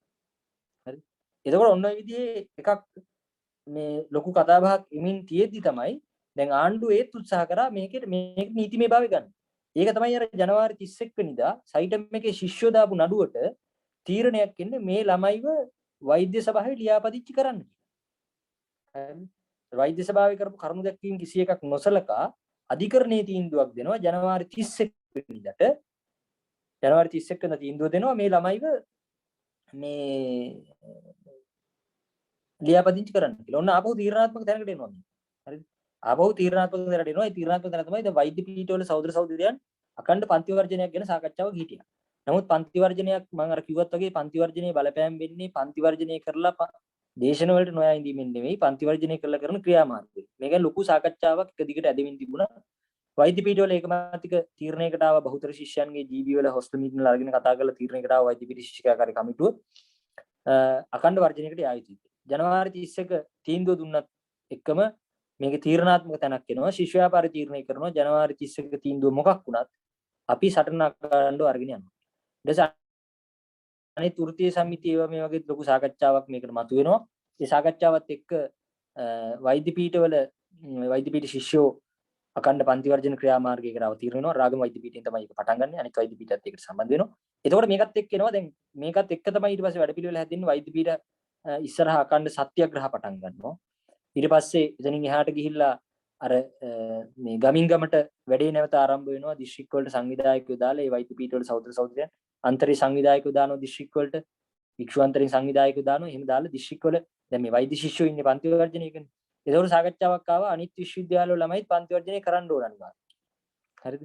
නමුත් ඒකට තිබුණ තර්කය තමයි කියන්නේ අනිත් ඒ වගේ ඇත්තටම දැන් මේ වෛද්‍ය ශිෂ්‍යයන්ට තියෙනවනේ ඒගොල්ලන්ගේ අධ්‍යාපන ක්‍රියාවලිය තුළ යම් සංකීර්ණකම ඒකත් එක්ක මේ වැඩවලට සම්බන්ධ වෙද්දී බරපතල ප්‍රශ්නයක් තියෙනවා මුළු ශ්‍රමය මේගොල්ලන්ට දෙන්න බෑ. ඒ නිසා තමයි එක වෙලාවක තීරණය එන්නේ මේකේ වැඩ මේ පන්ති වර්ජනයක් කරමු කියලා. නමුත් අනිත් විශ්වවිද්‍යාලවල ශිෂ්‍යෝ පන්ති වර්ජනය කරපුවම විශ්වවිද්‍යාල වහනවා. හරිද? නමුත් මේ සටන පුරාවටම ඒ උද්ඝෝෂණ තිබුණු හැම වෙලාවකම පන්ති වර්ජන කරලා තමයි ඉන්නේ. පන්ති වර්ජනය කරනවා කියලා දැනුවත් කිරීම කළා ලියුම් බෙදනවා ඒකලා පන්ති වර්ජනය කරලා තමයි මේ ශිෂ්‍යෝ උද්ඝෝෂණ වලට ආවේ. හරිද? එතකොට මේ ගැන ලොකු සංවාදයක් ගියා. අනිත් විශ්වවිද්‍යාල ශිෂ්‍යෝ මේකට එන්න ඕන කියලා වෛද්‍ය පීඨවල ලොකු වාදිවාදී ගියා. ඒවා අන්තරින් ගිහිල්ලා කතා කරා, බේරලා ඊට පස්සේ විශ්වවිද්‍යාලවල දැන් වෛද්‍ය ශිෂ්‍යෝ පන්ති වර්ජනයේ ඉද්දී අනිත් විශ්වවිද්‍යාලවලත් ශිෂ්‍යෝ වරින් වර සංකේත පන්ති වර්ජනවලට ගෙනාවා. මට මතක විදිහට එකපාරක් අපි ඔය 2018 වගේ මගේ මතක හැටියට 2018 ජනවාරි 11 අන්තරයට සම්බන්ධ නැති විශ්වවිද්‍යාලත් සම්බන්ධ කරගත්ත එක්දින පන්ති වර්ජනයක් සාර්ථකව කරා. හරිද? කියන්නේ දැන් උදාහරණයක් ගත්තොත් ජපුර විද්‍යාපීඨය ගත්තම අන්තරයට සම්බන්ධ නැහැ. ඒක කොටස් දෙකක් තියෙනවා. කොටසක් සම්බන්ධ නැහැ. නමුත් ඒගොල්ලෝ ඒ වර්ජනයට ආවා. ඊට පස්සේ අනිත් විශ්වවිද්‍යාලවල යාපනීය විශ්වවිද්‍යාල උද්ඝෝෂණයක් කරා. ඒ වගේ අනිත් විශ්වවිද්‍යාල ඒ අන්තරයට සම්බන්ධ නැති සියලු විශ්වවිද්‍යාලත් සම්බන්ධ කරගෙන ඒ කියන්නේ සමහර වගේ උද්ඝෝෂණ ඒ කියන්නේ පන්ති වර්ජනයට සම්බන්ධ වෙන්න බැරි තැන් වල උද්ඝෝෂණ ක්‍රියාමාර්ග වලට පවා කියනවා. හරිද? ඒ නිසා ඔන්න ඔය පන්ති වර්ජන ක්‍රියාමාර්ගයේත් එක්ක වෛද්‍ය පීඨවල වෛද්‍ය පීඨ ආචාර්යවරුන්ගේ පැත්තෙන් මේකට එනවා. ඊට පස්සේ මොනවම වෙච්ච දැන් මේ ආණ්ඩුවටත් ලොකු පීඩාවක් එල්ල වෙලා තියෙනවා. නමුත් දැන් මේ වැඩ වර්ජන කතාව තාමත් හිර වෙලා තියෙනවා. සයිට විරෝධී ශිෂ්‍ය ව්‍යාපාරයේ තව පියවරක් තියෙනවා. කලින් හිටියේ සයිට විරෝධී ශිෂ්‍ය ව්‍යාපාරයේ වෘත්තීය සමිතිය බහුජන සංවිධාන ශිල්ප ක්‍රියාකාරී මිත්‍රය. ඊට පස්සේ දේශපාලන පක්ෂ සම්බන්ධ. හරි. දේශපාලන පක්ෂ සම්බන්ධ කරගන්නවා. දේශපාලන පක්ෂ සම්බන්ධ කරගෙන ලොකු රැලියක් නුගේගොඩදි කරනවා. මේ දේශපාලන පක්ෂ සම්බන්ධ කරගද්දී නිශ්චිතවම ඒගොල්ලෝ යම් ක්‍රියා, ඒ කියන්නේ සයිටම් විරෝධියකේ තීරණ ගන්න තැන් වලට ඒගොල්ලෝ සම්බන්ධ වෙන්නේ නැහැ. එක වෙලාවකදී ආවා ඔය නුගේගොඩ කරපු රැළියේදී. එතකොට අපි හිරගත වෙලා හිටියේ අපහම්බෙලා එළියට එන දවසේ තමයි රැළියේ තිබුණේ. එතකොට විමල් වීරවංශ එතකොට ඉදියේ හිරේ. හරිද? ඒතර දැන් මෙතන තිබුණානේ ඒකාබද්ධ විපක්ෂයේ අර හිමි ඇවිල්ලා ඊළඟ ආණ්ඩු බලය ගන්න ලොකු කතාවක ඒගොල්ලෝ හිටියේ. ඒ නිසා අපි තීරණය කරා ශිෂ්‍ය ව්‍යාපාරේ අපි දේශපාලන පක්ෂ එක්ක සංවාද ගන්නවා, සාකච්ඡා කරනවා. ඒ සාකච්ඡාවලදී ඒගොල්ලන්ගේ ස්ථාවරي බලත තමයි ඒගොල්ලෝ සම්බන්ධ කරගන්නේ. ඒගොල්ලෝගේදී දිනේෂ් ගුණවර්ධනලගේ මහජන එක්සත් පෙරමුණත් එක්ක අපි සාකච්ඡාව දාගෙන තියෙද්දි ඒගොල්ලෝ NSBM එක අර මේ NSBM එක විවෘත කරන එකේ මේ විවෘත කරන එකට ගිහිල්ලා තිබුණා. ඊට පස්සේ අපි ඒගොල්ලන්ට කතා කරලා සාකච්ඡාව නැවැත්තුවා. අපිට ඒගොල්ලෝ ගියේ එක පැහැදිලි කරගන්න. ඊට පස්සේ ඒගොල්ලෝ ඒකට යම් පැහැදිලි කිරීමක් කරා. මෙතන විකුණන එකට එහෙම එකක් නෙවෙයි. අපි ඒකට එකඟ නැහැ. කියන පැහැදිලි කිරීම කරාට පස්සේ තමයි අපි ඒකට ඒගොල්ලොත් එක්ක පක්ෂෙත් එක්ක සාකච්ඡාවට ගියේ. ඒ නිසා අපි ඒකාබද්ධ විපක්ෂය කියන එක කෙලින්ම මෙතෙන් සම්බන්ධ කරගත්තේ නැහැ. කොහොමත් මොකද ඒතකොට සම්පූර්ණ ඒගොල්ලන්ගේ ව්‍යාපෘතියකට මේක මේ අපේ සටන යනවා. ඉතින් අපිට එහෙම ඕනේ නැහැ නේ. නිසා අපි මේ පක්ෂ සම්බන්ධ කරගද්දි නිශ්චිත අදහසකට එන්න කියන අපේ සරණ පාටට ඒගොල්ලෝ ඉන්නේ. ඕගොල්ලෝ අරගෙන බලන්න අදත් අපේ මේ වේදිකාවල තියෙන මේක අහෝසි කිරීම සම්බන්ධ නිදහස් අධ්‍යාපන නිදහස් සෞඛ්‍ය කියන සරණ පාට යටතේ තමයි ඒගොල්ලෝ එන්නේ. ඊට මම අර කියන්නේ කී දැන් විමල් වීරවංශ හිරේ හිටියේ. ඊට පස්සේ වාසුදේව නානායක්කාර එනවා මේ රැලියට එන්න නියමිතව හිටියා. ඊට එයා දැන් අහනවා මේ දැන් විමල් අපි හිරේ ඉඳලා එද්දි විමල් හම්බුණා. විමල් අහනවා මේ අපිට අර වැඩේ කියලා නැහැ නේ. හරිද? ඊට පස්සේ එළියට ඇවිල්ලා අහලා බලද්දි කියනවා වාසුදේව කියනවා විමල්ලා ගන්න නැත්නම් ඒගොල්ලෝ එන්නේ නැහැ. හරි. දැන් මම මේ කිව්වේ අපිට මේ සටනක නෑ. ඒ කියන්නේ මේකට විරුද්ධ වෙන ඕන එකෙක් එක්ක ගිහිල්ලා මේකත් එක්ක මේ සටන් කිරීම සම්බන්ධ කතාවක් අපිට නෑ. හරිද? අපි නිශ්චිත අපේ සටන් පාට ඒවත් එක්ක අපේ කේන්දරේ ඒවත් එක්ක තමයි මේ කියන්නේ. හරිද? එතකොට දැන් මෙතන ඒ නිසා අපි වාසුදේවට කිව්වා විමල් ගන්න බෑ. ඒගොල්ලන්ගේ පක්ෂේ මේකේ ස්ථාවරي හරියට කියන්නේ නැහැ. ඉතින් ඒගොල්ලෝ ගන්න බෑ. ඉතින් ඔයා එනවද නැද්ද කියන එක ඔයාගේ තීරණය. හරි. අන්තිමට වාසුලා ආවා. මොකද ඉච්චර සමාජ ඉස්සෙල්ලා තියෙන සටනකට ඒගොල්ලන්ට එන්නේ නැතු ඉන්න බෑ. හරිද? ඒගොල්ලෝ ආවා. ඒතකොට අපි ඒගොල්ලෝ කිසිම වෙලාවක සයිට විරෝධී ශිෂ්‍ය ව්‍යාපාරේ තීරණ ගන්න තැනට ඒගොල්ලන්ගේ සම්බන්ධයක් තිබුණේ නැහැ. අපි යම් වැඩ හදලා ඒ වැඩවලට තමයි ඒගොල්ලන්ව කැඳුවේ. ඒගොල්ලන්ගේ වැඩවලට අපි ගියේ එක නෙවෙයි. අපි ඒගොල්ලන්ගේ සරණ පාට වලට අපි ගියේ නැහැ. GM එක ගෙන්න ගන්න ඕනකොට අපි GM එකේ ජනසතු කරන සරණ පාට ගියේ නැහැ. අපි GM එකට මේක ඒත්තු ගෙන්නවා. GM එකේ පල්ලෙහා බලවේගය මේකට දැනුවත් කරා. රෝහල් වල වෛද්‍යවරු දැනුවත් කරා. වැඩබිම් දැනුවත් කරා. මේ හරහා ගිය ගමනක් තමයි අපි ගියේ. ඊට පස්සේ මේ බලවේග සම්බන්ධ කරගන්න අපි මේ එකක් වැඩබිම් දැනුවත් කිරීම, ඊට පස්සේ විරෝධතා දින, කළුපටි බඳින ඒවා, මේ වගේ වැඩ ගොඩාක් කරලා අපි පුළුවන් තරම් උත්සාහ කරා මේ කම්කරු ව්‍යාපාරේ මේකට සම්බන්ධ කරගන්න. හරිද? ඒකත් එක්ක සටන ඉස්සරහට යද්දී ඔන්න ජනවාරි 31 නඩු තීන්දුව වෙනවා. මේකත් එක්ක GMO එක මොනවා හරි වර්ජන ක්‍රියාමාර්ග වලට එන තත්ත්වයක් නිර්මාණය වුණා. මොකද වෛද්‍යවරු වගේ වැඩ වර්ජනයකට එනවා කියන මේ සරණ තීරණාත්මක තැන. නමුත් ඊට පස්සේ මෙන්න මෙහෙම දෙයක් වෙනවා. ඒකත් මේ ඒ කියන්නේ මේවාගේ තීරණාත්මක තැන් නිසා මේවා සාකච්ඡාවට ගන්න ඕන. ඒ කියන්නේ එකක් තමයි ශිෂ්‍ය ව්‍යාපාරයේ ඇතුලේ මේ කියන්නේ සයිට විරෝධී ශිෂ්‍ය ව්‍යාපාරයේ තියෙනවා. ඒ අතරේ GMO එකයි ජාතික වෘත්තීය සමිති මධ්‍යස්ථානයේ ඒකාබද්ධ වෙලා එකතු වෙලා වෙනම වෘත්තීය සමිති කැඳවුවා. ඒ වෘත්තීය සමිති කැඳවීම කරන්නේ මේ සයිටම් සටනට වැඩ වර්ජනයක් කැඳවීම කියන මූලික අරමුණ එක තමයි මේක කරන්නේ. කැඳවීම කරන්නේ. අපි ඒ වෙලාවෙත් බොහොම නිශ්චිතව ඒගොල්ලොත් එක්ක සාකච්ඡා කරා. අපි කිව්වේ මේක එක කේන්ද්‍රකින් මේ සටන යන්න. දැන් මෙතන හැදිච්ච සයිටම් විරෝධී ශිෂ්‍ය ව්‍යාපාරය කියලා එකක් තියෙනවා. ඒක හරහා යන්න ඕනේ නැත්නම් මේ සටන බෙදෙනවා. සටන ලොකු ප්‍රශ්නයක් වෙනවා. හරිද? ඒ සටන බෙදෙන එක මේ කියන්නේ සටනට අවාසි. ඒ නිසා ඒක කරන්න ඒක නොකර යන්න ඕන කියලා. නමුත් ඒගොල්ලෝ නිශ්චිතව කිව්වා නෑ මේක කැඳවන්නෙම වැඩ වර්ජනයක් කිරීම මූලික කරගෙන තමයි මේක කැඳවන්නේ. හරිද? ඊට පස්සේ අපි කිව්වේ හරි වැඩ වර්ජනයක් කැඳවීම නම් දැන් වැඩ වර්ජනයකට මූලිකත්වය ගන්න කම්කරු ව්‍යාපාරේ නම් එහෙම ඒගොල්ලෝ එකතු කරලා ඒ කියන්නේ සාකච්ඡා කරන එකේ ප්‍රශ්නයක් නෑ. අපි ඒකට ඊට පස්සේ හරි ඒ ආදරෙමින් නම් කරන්නේ අපි සහාය දක්වමු. නමුත් මෙතන වැඩ වර්ජනය සම්බන්ධ කතාවෙදි තියෙනවා නැවත සටන් පාඩු සම්බන්ධ ප්‍රශ්නේ. අවසානයේදී දැන් ජාතික වෘත්තීය සමිති මධ්‍යස්ථානයේ කියනවා මේකේ සයිටම් සරන් පාඩි විතරයි ගන්න ඕන කියලා. නමුත් අපි ශිෂ්‍ය ව්‍යාපාරයේවත් කිසිම වෙලාවක කිව්වේ නැහැ සයිටම් සරන් පාඩි විතරයි ගන්න ඕන කියලා. මොකද අර මම මුලින් කිව්වත් වගේ කියන්නේ කම්කරු ව්‍යාපාරයේ ලොකු ප්‍රශ්නයක් මේ විශ්‍රාම බඩු කපන එක. හරිද? විශ්‍රාම බඩු කපන එක මේ කම්කරු ව්‍යාපාර ප්‍රශ්නයක්. ඊට පස්සේ ඒ වෙද්දී ඇවිල්ලා තිබුණා රාජ්‍ය දේපල විකුණන ප්‍රශ්නේ. ඊට පස්සේ එක්ක ගිවිසුම ඇවිල්ලා තිබුණා. හරිද? ඉතින් මේවත් එක්ක මෙන්න මේ සරන් පාඩ තුනම සම්බන්ධ කරගෙන තමයි වැඩ වර්ජන ක්‍රියාමාර්ගයකට යන්න තීරණය වෙන්නේ. මේ පළවෙනි වැඩ වර්ජනය මේට සම්බන්ධ වෙනවා. ඒ කියන්නේ ගුරුවරු, දුම්රිය, වෛද්‍යවරු. ඒකේ වෛද්‍යවරුන්ගේ දුම්රිය වැඩ වර්ජනය තමයි යම් ප්‍රමාණයකට හරි සාර්ථක කරගන්න පුළුවන් වෙන්නේ. ඊට පස්සේ ඒකේ සමාලෝචනයේදීත් ඒ සංවිධානයක් කතා කරා ඒකේ සාර්ථකත්වය සම්බන්ධ ගැටලුවක් තියෙනවා කියන එක. කොහොම වෙලා දැන් මේකේ වැඩ වර්ජනය කරන්නේ වැඩ වර්ජනයට අදාළ තත්ත්වය නිර්මාණය වෙන්නේ නැති තැන ශිෂ්‍ය ව්‍යාපාරෙත් නැවත සිද්ධ වුණා මේකේ සමාජ කතා බහක් ගන්න. ඒ නිසා සයිටම් සටනේ ඇතුලේ ඒ කියන්නේ ඉතිහාසයේ ඒ වෙද්දි තිබුණු ඉතිහාසයේ වැඩිම පිරිසක් සම්බන්ධ වෙච්ච විශ්වවිද්‍යාල ශිෂ්‍යව සම්බන්ධ වෙච්ච උද්ඝෝෂණයක් කරන කොළඹදී 2017 මැයි 17 15000කට ආසන්න ප්‍රමාණයක් ශිෂ්‍ය සම්බන්ධ වෙන ඕගොල්ලෝ අහලා තියෙනවනම් විහාර මහදී පාක්ෂිකට මේ පාක්ෂික ඇතුළට ගියාට පස්සේ ගහපු උද්ඝෝෂණයක් ගැන අන්න ඒක තමයි මේ උද්ඝෝෂණය. ඊට පස්සේ විහාර මහදී පාක්ෂික ඇතුළට ගියාට පස්සේ එක දිගට කඳුළු ගෑස් හරි මේ ගහලා සම්පූර්ණ එක දුමෙන් පිරෙන මට්ටමට එනවා. අන්තිමට නැවත පාරට ඇවිල්ලා උතන ඔය පුස්තකාල ඉස්සරහා තියෙන හතරමං හන්දියේ සම්පූර්ණ පාරවල් වැහෙන විදිහට ඒ තරම් සෙනගක් හිටියා. ඒක වෙච්ච එක සිද්ධියකුත් මම කියන්නේ. ඒ කියන්නේ මේ අපේ ජෙනරේටරේ වැඩ බැලුවේ කැලණි මල්ලි කෙනෙක්. ජෙනරේටරේ කැඩුනා. රයින් සෞදරේ කතා කරද්දී ජෙනරේටරේ කැඩුනා. හරිද? ඒ කියන්නේ මේ වගේ සෙනගකට ඇත්තට මෙගාෆෝන් එකෙන් කතා කරලා වැඩක් නෑ. ඒක ලොකු අර්බුදයකට යන්න ගියා. අන්තිමට එතන දැන් ඔයගොල්ලෝ දැන් ගියොත් එහෙම බලන්න මේ පුස්තකාලේ කෙලිම ඉස්සරහා තියෙන ගොඩනැගිල්ල එතකොට හදමින් තිබුණා. මේ සයිට් එකෙන් අපිට කරන්ට් එක දුන්නා.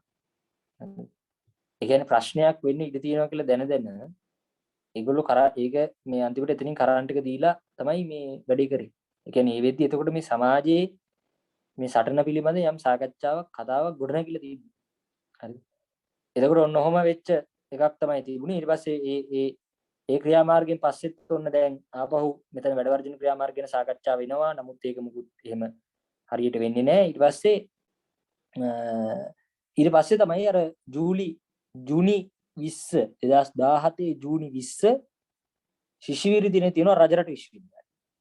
ඊට පහුවෙන්ද තමයි සෞඛ්‍ය අමාත්‍යාංශයේ දක්වා ගිය පාගමන ගිහිල්ලා සෞඛ්‍ය අමාත්‍යාංශය වටලන්නේ ශිෂ්‍ය ව්‍යාපාරයේ ගිහිල්ලා පාගමන ගිහිල්ලා. ඒක ලොකු කතාබහට ලක් වෙච්ච දෙවන්ත ක්‍රියාමාර්ගයක් බවට පත් වෙනවා. නැවත ඒ සම්බන්ධයෙන් එතකොට සාකච්ඡාවක් සමාජිනවා. මොකද මේ ක්‍රියාමාර්ග හරහා තමයි මේකේ සමාජයේ කතාබහට මේක ගේන්න පුළුවන්. ඒතර ඒක ලොකු ක්‍රියාමාර්ග සෞඛ්‍ය අමාත්‍යාංශය පැය ගාණක් අල්ලගෙන ඉන්නවා.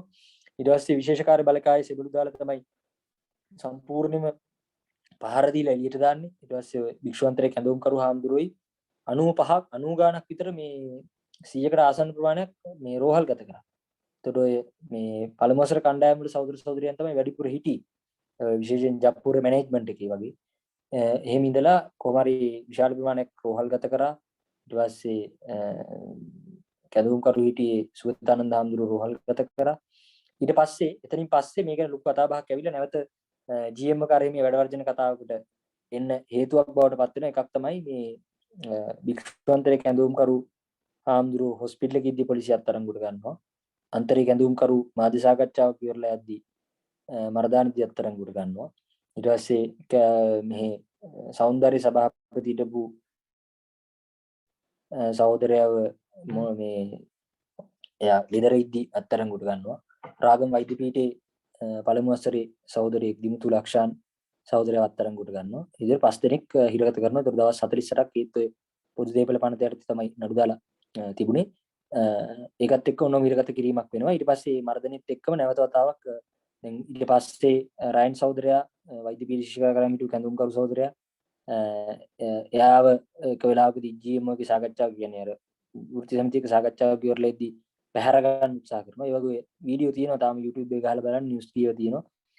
එයාවේ අර සුදු වෑන් එකක් ඇවිල්ලා සිවිල් පිරිසක් පැහැර ගන්න අදන ඒතර හිටපු තැන වෘත්ති සමිතිය මැදිහත් වෙලා තමයි මේක සම්පූර්ණ නවත්තන්නේ. ඊට පස්සේ අන්තරේ හිටපු වැඩ බලන කැඳවුම් කරුවෝ ඒ ඔක්කොටම දෙවන්ත මර්ධනයක් ක්‍රියාත්මක වෙලා තිබුණු වෙලාව.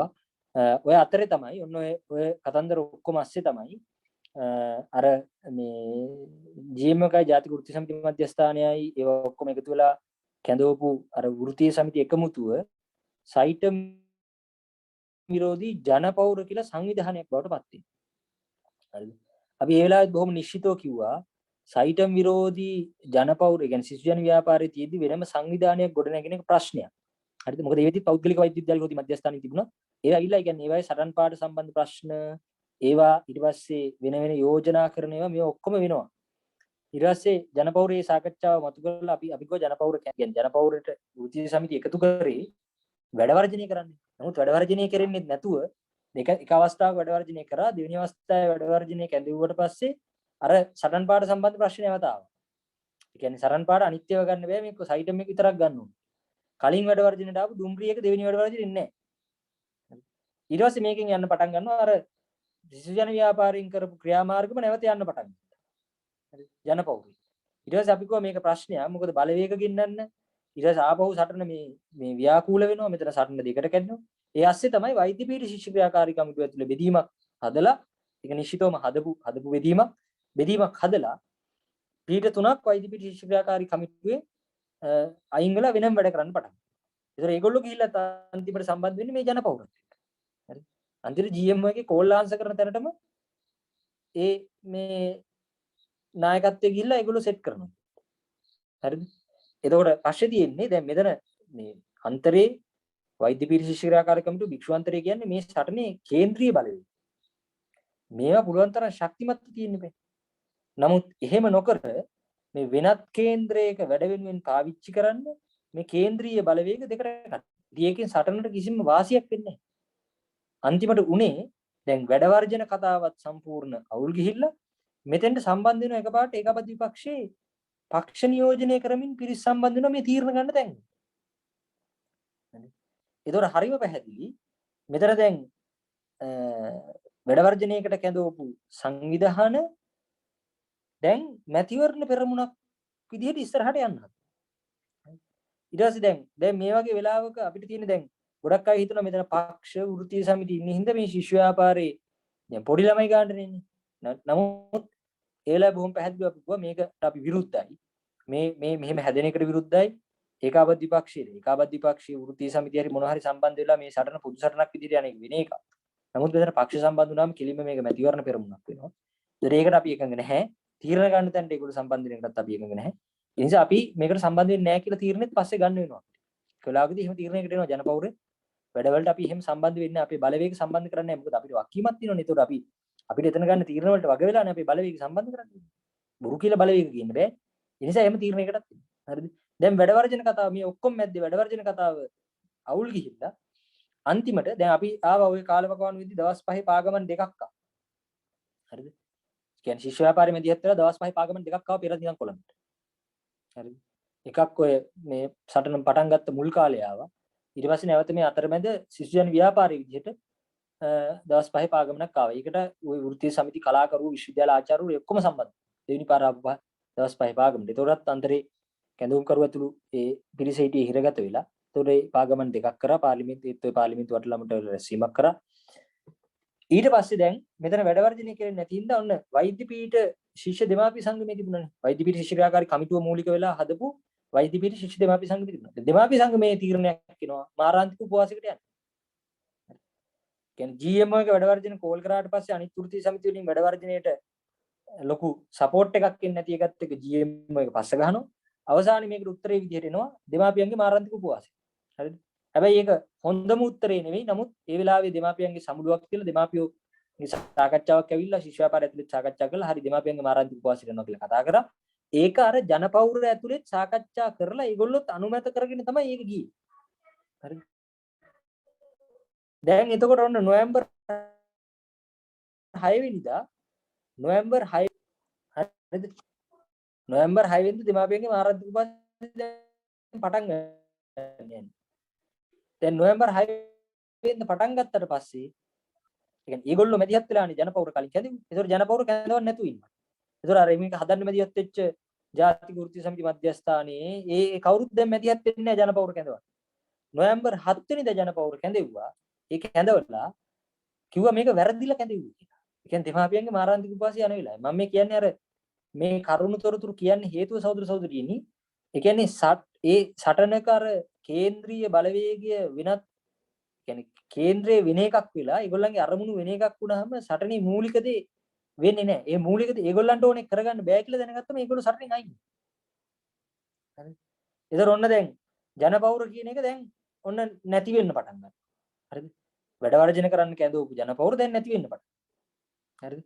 සිසු ජන ව්‍යාපාරයෙන් දිගටම එක දිගට දිස්ත්‍රික්කවල උද්ඝෝෂණ ගත්තා නොවැම්බර් 6 වෙනිදා නොවැම්බර් 6 වෙනිදාදී ජනාධිපති දීලා තිබුණ විසඳුමක් මේකට. ඒ විසඳුම දීලා තිබුණේ වෙනත් ආයතනයක් හදනවා ලාභ නොලබන ලෙස. ඒ කියන්නේ මුදල් අය කිරීම කරනවා ලාභ නොලබන ආයතනයක් බවට පත් කරනවා කියන එක විසඳුම. ඒක දෙමාපියන්ගේ මාරාන්තික උපවාසයේ වෙලාවේදී නිශ්චිතව ඉරලා විසික් කරා සේරම සංවිධාන.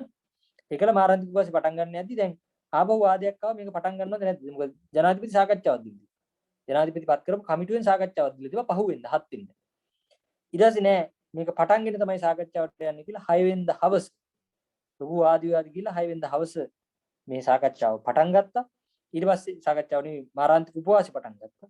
මාරාන්තික උපවාසයේ කොටස් වශයෙන් ගියේ කියන්නේ දියරමය ආහාර ගන්නවා ඒව නවත්තන හිම මේ යම් සලස්මක් එක්ක ගියේ. මොකද එතන වෛද්‍යවරු සමාජික වෛද්‍යවරු කෙනෙක් හිටියා. සභාපති හිටපෙන වෛද්‍ය පීඨ දෙමාපිය සංගමේ. ඊට පස්සේ අනිත් එතන හිටපු දෙමාපියන්ගේ වෛද්‍යවරුගේ මැදිහත් වීමක් තිබුණා. ඊට පස්සේ ඔය තව වෛද්‍යවරු ඇවිල්ලා උදේට මේගොල්ලෝ බලනවා. හරි මෙහෙම ප්ලෑන් එකක් එක්ක ගියේ. අවසානයේ කොහොම හරි දැන් සිසු ජන ව්‍යාපාරයෙන් ඊට පස්සේ වැඩක් හැදුවා. දිස්ත්‍රික් උද්ඝෝෂණ ගත්තා. ඊට පස්සේ පාසල් ළමයි සම්බන්ධ කරගත්ත උද්ඝෝෂණ කරන්න පටන් ගත්තා. හලාවතින් තමයි පළවෙනි උද්ඝෝෂණය කරුවේ. මෙහෙම පාසල් ළමයි සම්බන්ධ කරලා. හරිද? ඒ වගේ වැඩපිළිවෙලක් දැන් මාරාන්තික උපවාසය සාර්ථක කිරීම සඳහා යන්න පටන් ගත්තා. 9 වෙනිදා වෙද්දී දැවැන්ත විරෝධතාවයක් කොළඹ ලෑස්ති කරලා තිබුණා. හරිද? ඔන්න දැන් 7 වෙනිදා අර කමිටුවේ සාකච්ඡාවට යනවා. හරිද?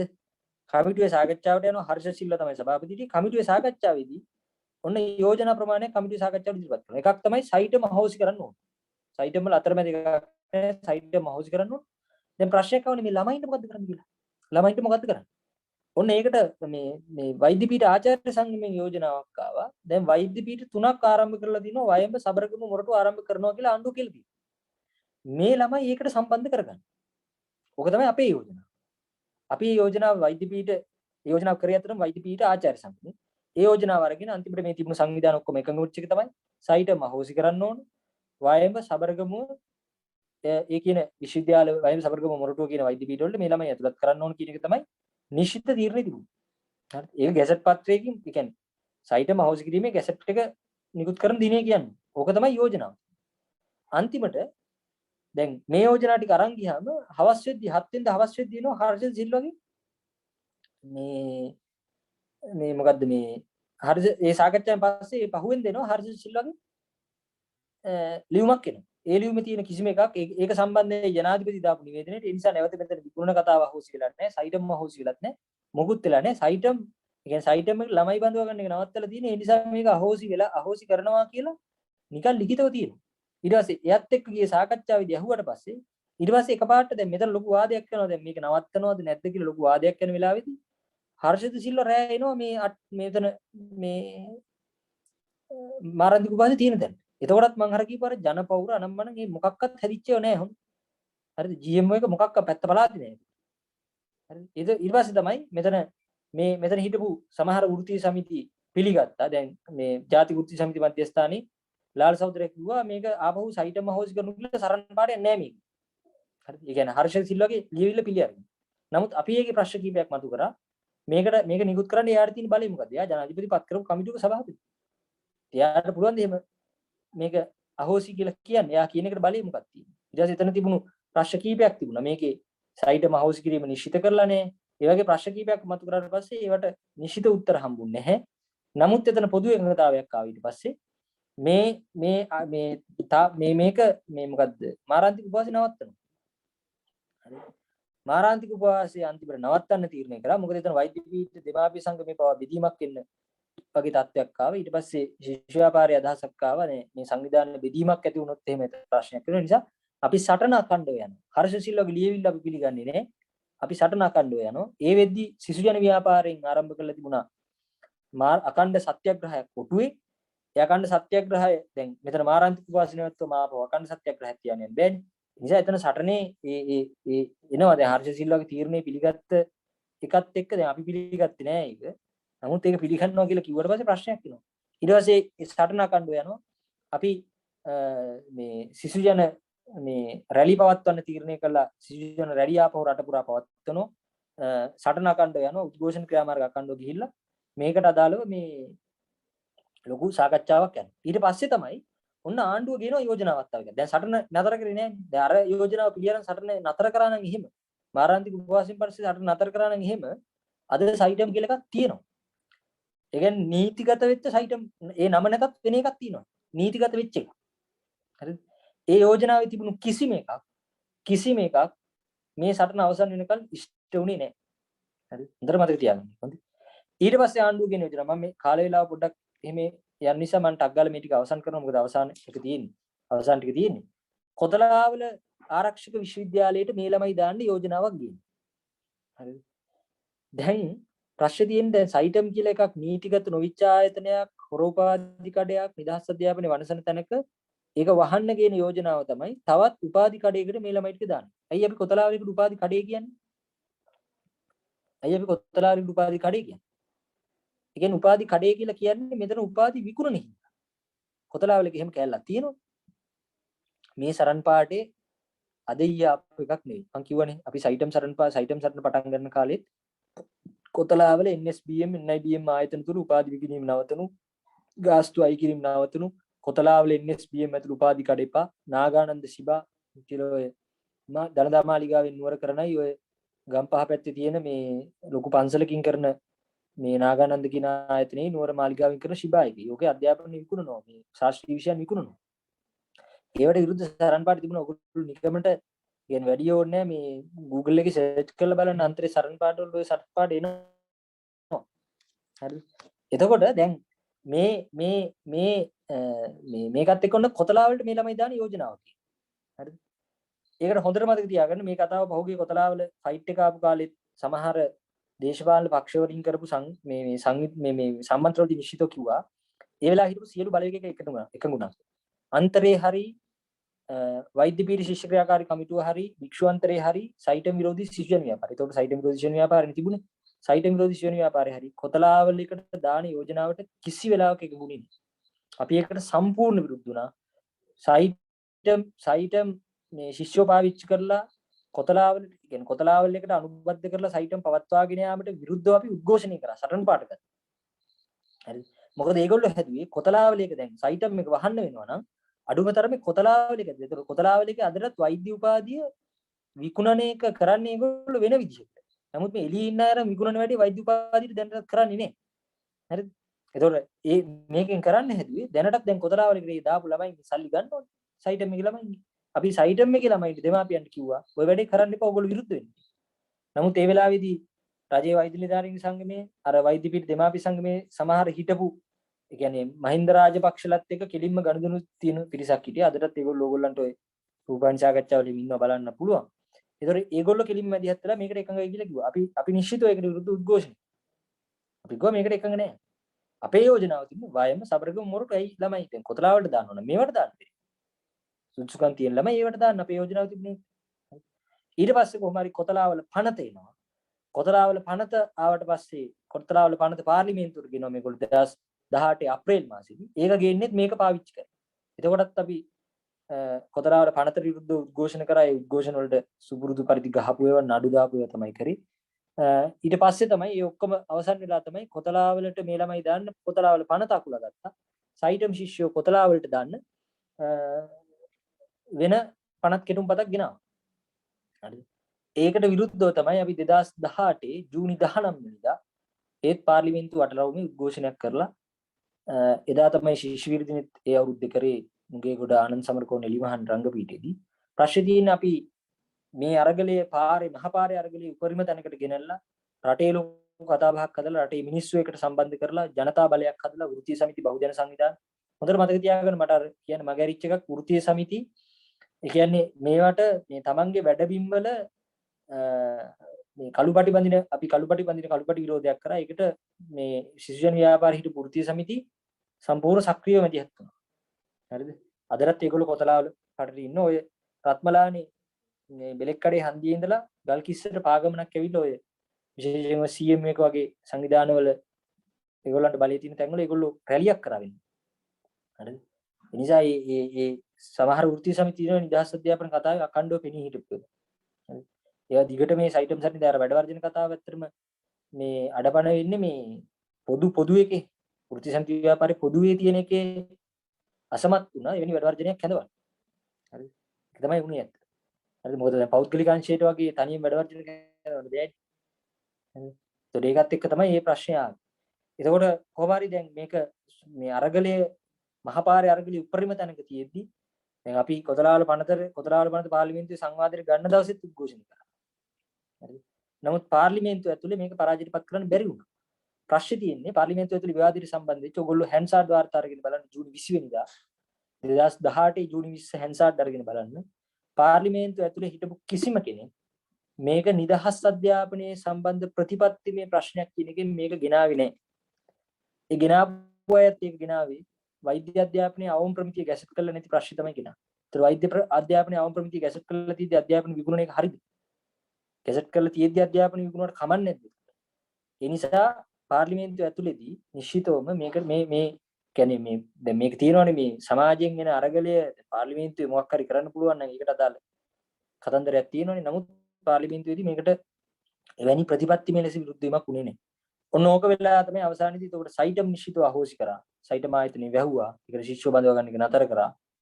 ඒ ළමයි ටික දැම්ම කොතලාවල ආරක්ෂක විශ්වවිද්‍යාලය. හරිද? ඒ ළමයින්ගේ මුදල් ගත්තා. අපි දිගට මේගොල්ලන්ට කිව්වා කොහොම හරි සයිටම් ආයතනය අහෝසි වුණා. හරිද? නමුත් අර අධ්‍යාපනයේ විකිණීමට එරෙහි ප්‍රතිපත්තිය පාර්ලිමේන්තුව ඇතුලේ මේව කරගන්න බැරි වුණා. ප්‍රධාන එකක් තමයි කොතලාවල පනත වගේ එකක් මේක හරහා සම්මත කරගන්න නතර. සයිටම් අරගලයේ අපිට තියෙන ප්‍රධානම එක තමයි ඒ අරගලයේ ජයග්‍රහණයකට ගෙනල්ලා සමාජයට අපි දුන්න පණිවිඩය. ඊට පස්සේ අපි ඒක හරහා ඇවිල්ලා අපේ ඉලක්කය උනේ නිදහස් අධ්‍යාපන ශිෂ්‍ය ව්‍යාපාරය හදන එක. දැන් කොතලාවල පනතට අදාළව කොතලාවල පනතට විරුද්ධව අපිට මේ ඒ කියන්නේ අර මං සයිටම් අරගලයේ පෙළ සඳහන් කරේ. ඒ පෙළ වගේ ලොකු පෙළක් මෙහෙම මේ එන්න උනේ නෑනේ. ඒකට ආපු පෙළක් වෙනම තියෙනවා. හරි කොතලාවල පනතට අදාළව පෙළක් තියෙනවා. නමුත් නිදහස් අධ්‍යාපනයේ උදෙසා සෘජන ව්‍යාපාරයට විශ්වාසය ඇතිනේ. ඇයි විශ්වාසය ඇතිනේ? ඇයි අන්තරයට විශ්වාසය ඇතිනේ? මේ සටන් ජයග්‍රහණය කළා තිබුණා. නිදහස් අධ්‍යාපන සෘජන ව්‍යාපාරයට ඇයි විශ්වාසය ඇතිනේ? ගාල්ලේ මේ සවුත්ලන්ඩ් එකේ ළමයි 4 දෙනෙක්ට අල්ලපුවට හිටපු ළමයි 4 දෙනා ඉස්කෝලේට ගත්තේ නැහැ කියලා දෙමාපියෝ ආරම්භ කරපු සටන නායකත්වය දුන්නේ සයිට් නිදහස් අධ්‍යාපන සෘජන ව්‍යාපාරය. ඒක ජයග්‍රහණය. හරිද? ගාල්ලේ මට ගම මතක නැහැ ගාල්ලේ වහලා දාලා තිබුණ ඉස්කෝලයක්. ඒ ගමේ තරුණයෙක් මැදිහත් වෙලා විවෘත කරන්න, ඒ කියන්නේ යා ඒ ඉස්කෝලේට හදලා ළමයි ගෙනල්ලා එහෙම විවෘත කරන්න උත්සාහ කරා. ඒකට නිදහස් අධ්‍යාපන සෘජන ව්‍යාපාරේ නායකත්වය දුන්නා. හරි. ඊට මේ හම්බන්තොට රළුව ඉස්කෝලේට මේ ගොඩනැගිල්ලක් ගන්න එකට ඒ වගේ නිදහස් ඒ කියන්නේ පාසල් මුදල් අය කිරීමේ ප්‍රශ්නෙට. හරිද? ඒ ඔක්කොටම පහුගිය කාලේ බරපතල කියන්නේ අපි මේක හදලා නිකන් හිටියේ නෑ. සමුළුවක් තියලා ඒ සමුළුවේදී යෝජනා සම්මත කරගෙන ප්‍රතිඥා දීලා ඒ සමුළුවට ඔක්කොම ආවා. හරිද? ඔය සංවිධාන ඔක්කොම සමුළුවට ආවා. නිදහස් අධ්‍යාපන ශිෂ්‍ය ව්‍යාපාරේ අපි නිර්මාණය කරපු සමුළුවට.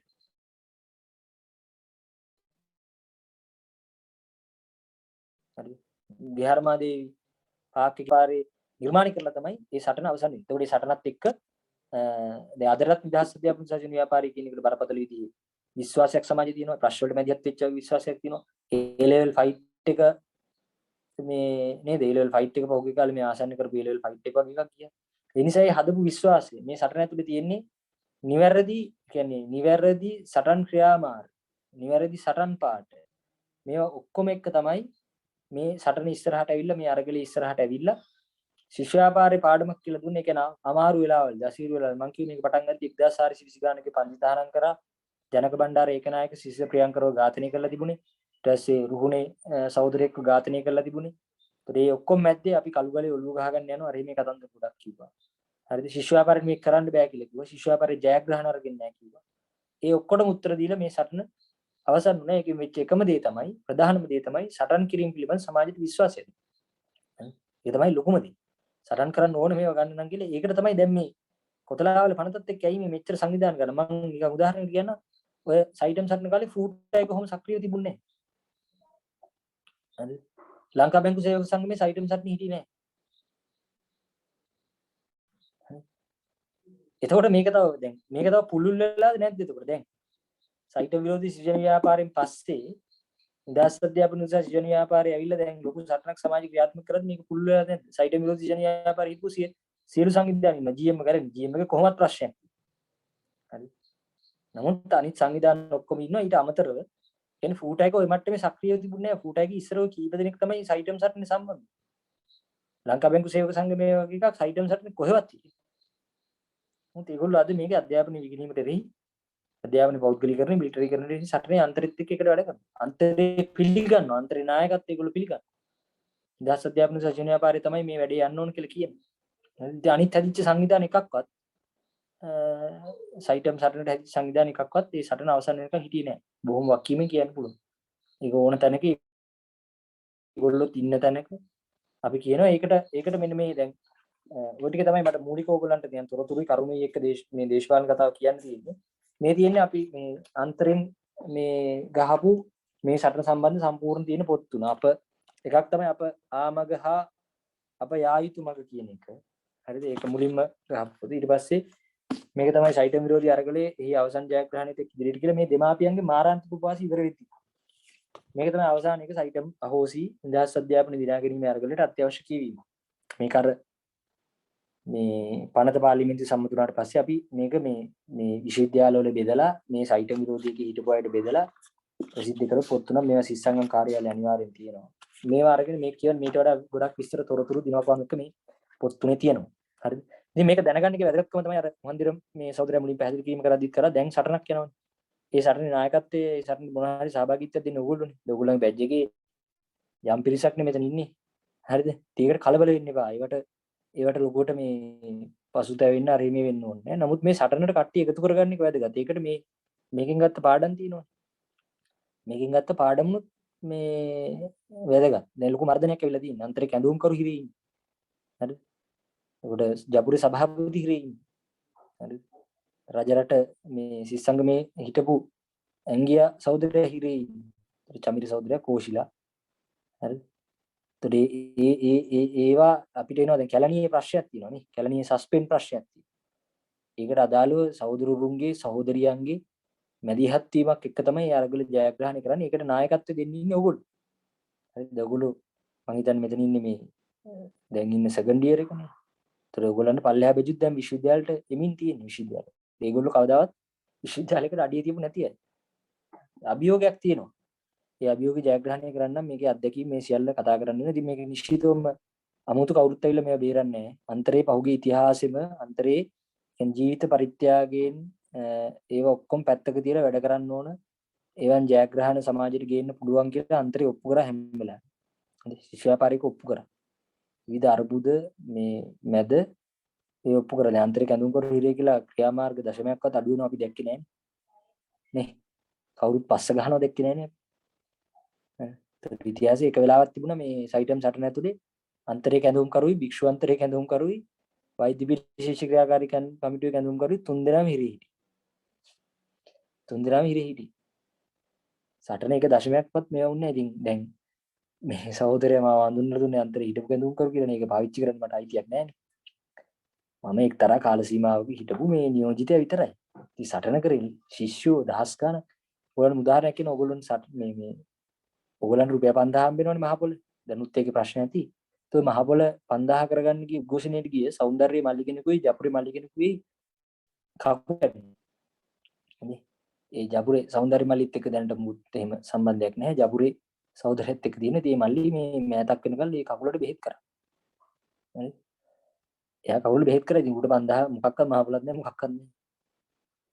තු මාස ගානක් අර හොස්ටල් එකේ ජපුරේ කැම්පස් එක ඉස්සරහ තියෙන හොස්ටල් එකේ වැටිලා හිටියා.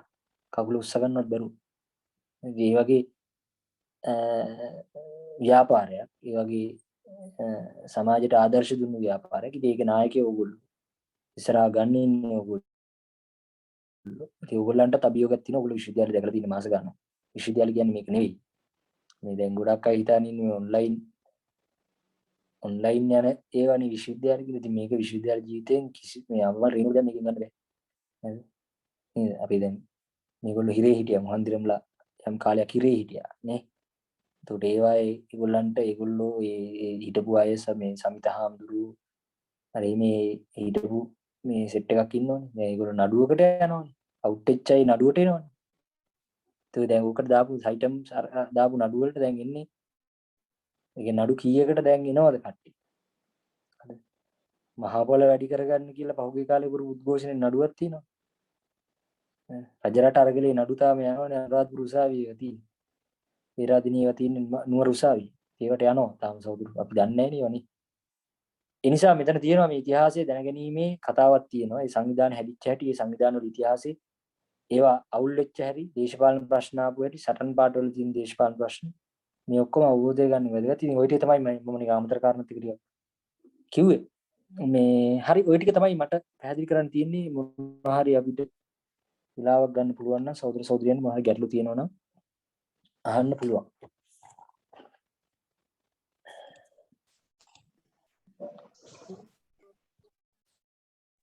හරි බොහොම ස්තුතියි සහෝදරයා අපිත් එක්ක සම්බන්ධ වුණාට සහෝදරය දක්වපු අදහස් වලින් අපිට බොහොම පැහැදිලි මොකද අපිටත් කිවා ගැනීමක්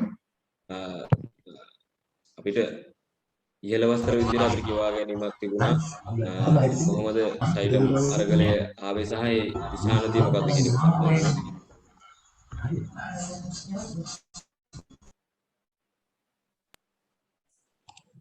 දිශානතිය මොකක්ද කියන එක සම්බන්ධව සයිටම් අරගලය තුල සයිටම් අරගලේ ජයග්‍රහණය තෙක් ගෙන යාමේදී ආපු හැලහැප්පීම් කේන්ද්‍රීය සංවිධාන වල බෙදීම් මේ හැම දෙයක්ම එක්ක අරගලයේ ඉරියට අරගලය කොයි විදිහටද කරන්න ඕනේ කියන එක සම්බන්ධයෙන් මේ ඔයාද මේ හිත සංගමයේ එළවෙලා ගුණ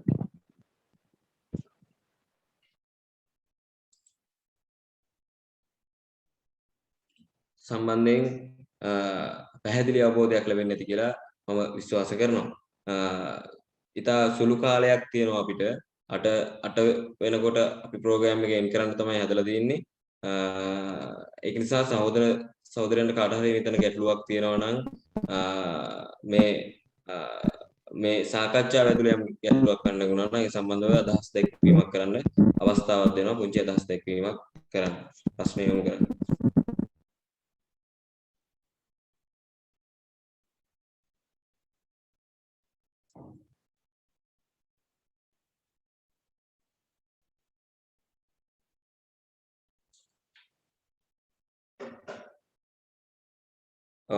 මම හිතනවා සහෝදරන්ට අද කැලණි විශ්වවිද්‍යාලයේ මහා සංගමයේ සංවිධානය කරපු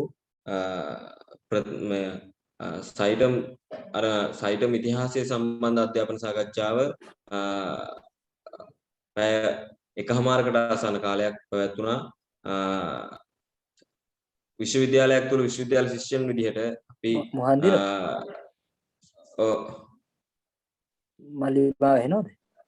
ඔය ඇහෙනවයි.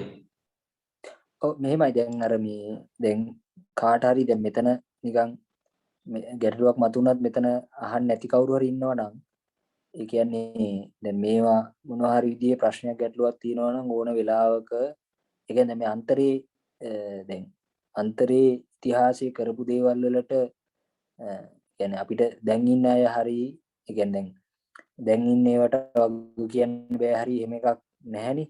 ඒ නිසා කාට හරි මේවයි ගැටලුවක් තියෙනවා නම් ඕන වෙලාවක දැනට අන්තරේ ඉන්න සහෝදර සහෝදරියන්ගෙන් හරි විමසලා දැනගන්න පුළුවන්. මොකද ඒක දැනගන්න එක වැදගත්. මොකද මොකක් හරි විදිහට දැන් මෙතන සම්බන්ධලා ඉන්න අයට මේක යම් තමන්ගේ ගෙදර ඉන්නදලා ඒ වැඩ අතෑරලා අරින්න කරලා මෙදියත් වෙන්නේ. දැන් සහෝදර සහෝදරියන්ගේ ඉහළ කණ්ඩායම් වල අයත් ඕගොල්ලෝ දන්නේ නැති දැනටත් නේද ගෙවල් වල නැතුව මේ අර්බුදකාරී තත්ත්වයක් තියෙද්දි තැන් තැන් වලට වෙලා මේ වැඩවල ඉන්නවා ගොඩක් අය. ඒ නිසා ඒවා निराකරණය කරගෙන මේ වැඩවලට මැදිහත් වෙන එක මූලික එකක් කරගන්න නම් ඔය ප්‍රශ්න මොනවා निराකරණය දැන් මෙතන කවුරු හරි අහන්න නැති වෙන්න පුළුවන්. ඒක ගැටලුවක් නැහැ. නමුත් එහෙම තියෙන ඒවා ඉතිහාසය දැනගන්න ඕනේ. අර පොතපත ඉල්ලලා මේකේ PDF තියෙනවා නම් මොනවා හරි PDF ටික මම හිතන්නේ අන්තරේ තියෙන්න ඕනේ. ඒවා මොනවා හරි ඒවා බලලා එහෙම මැදිහත් වීමක් කරගමු කියන ඉල්ලීමත් සහෝදර සහෝදරියන්ට තියෙනවා. හරි මොහන්ද්‍ර මට ඕක තමයි කියන්න ඕනුනේ. හරි බොහොම ස්තුතියි එහෙනම් අවිත් එක්ක සම්බන්ධ වුණාට කැලණි විශ්වවිද්‍යාල මහා සංගමයේ විදිහට සංවිධානය කරපු අධ්‍යාපන සාකච්ඡාවේ සයිඩම් ඉතිහාසය සම්බන්ධ අධ්‍යාපන සාකච්ඡාව අපි මෙතනින් නිමා කරනවා. සහෝදරයා සඳහන් කරපු ආකාරයට කාට හරි මෙතන මොකක් හරි ගැටලුවක් එහෙම තියෙනවා නම් විශ්වවිද්‍යාල මහා සංගමයේ හැඳවනවා. ඒ වෙලාවකදී ඒ සම්බන්ධව ඉදිරිපත් කරන්න පුළුවන්.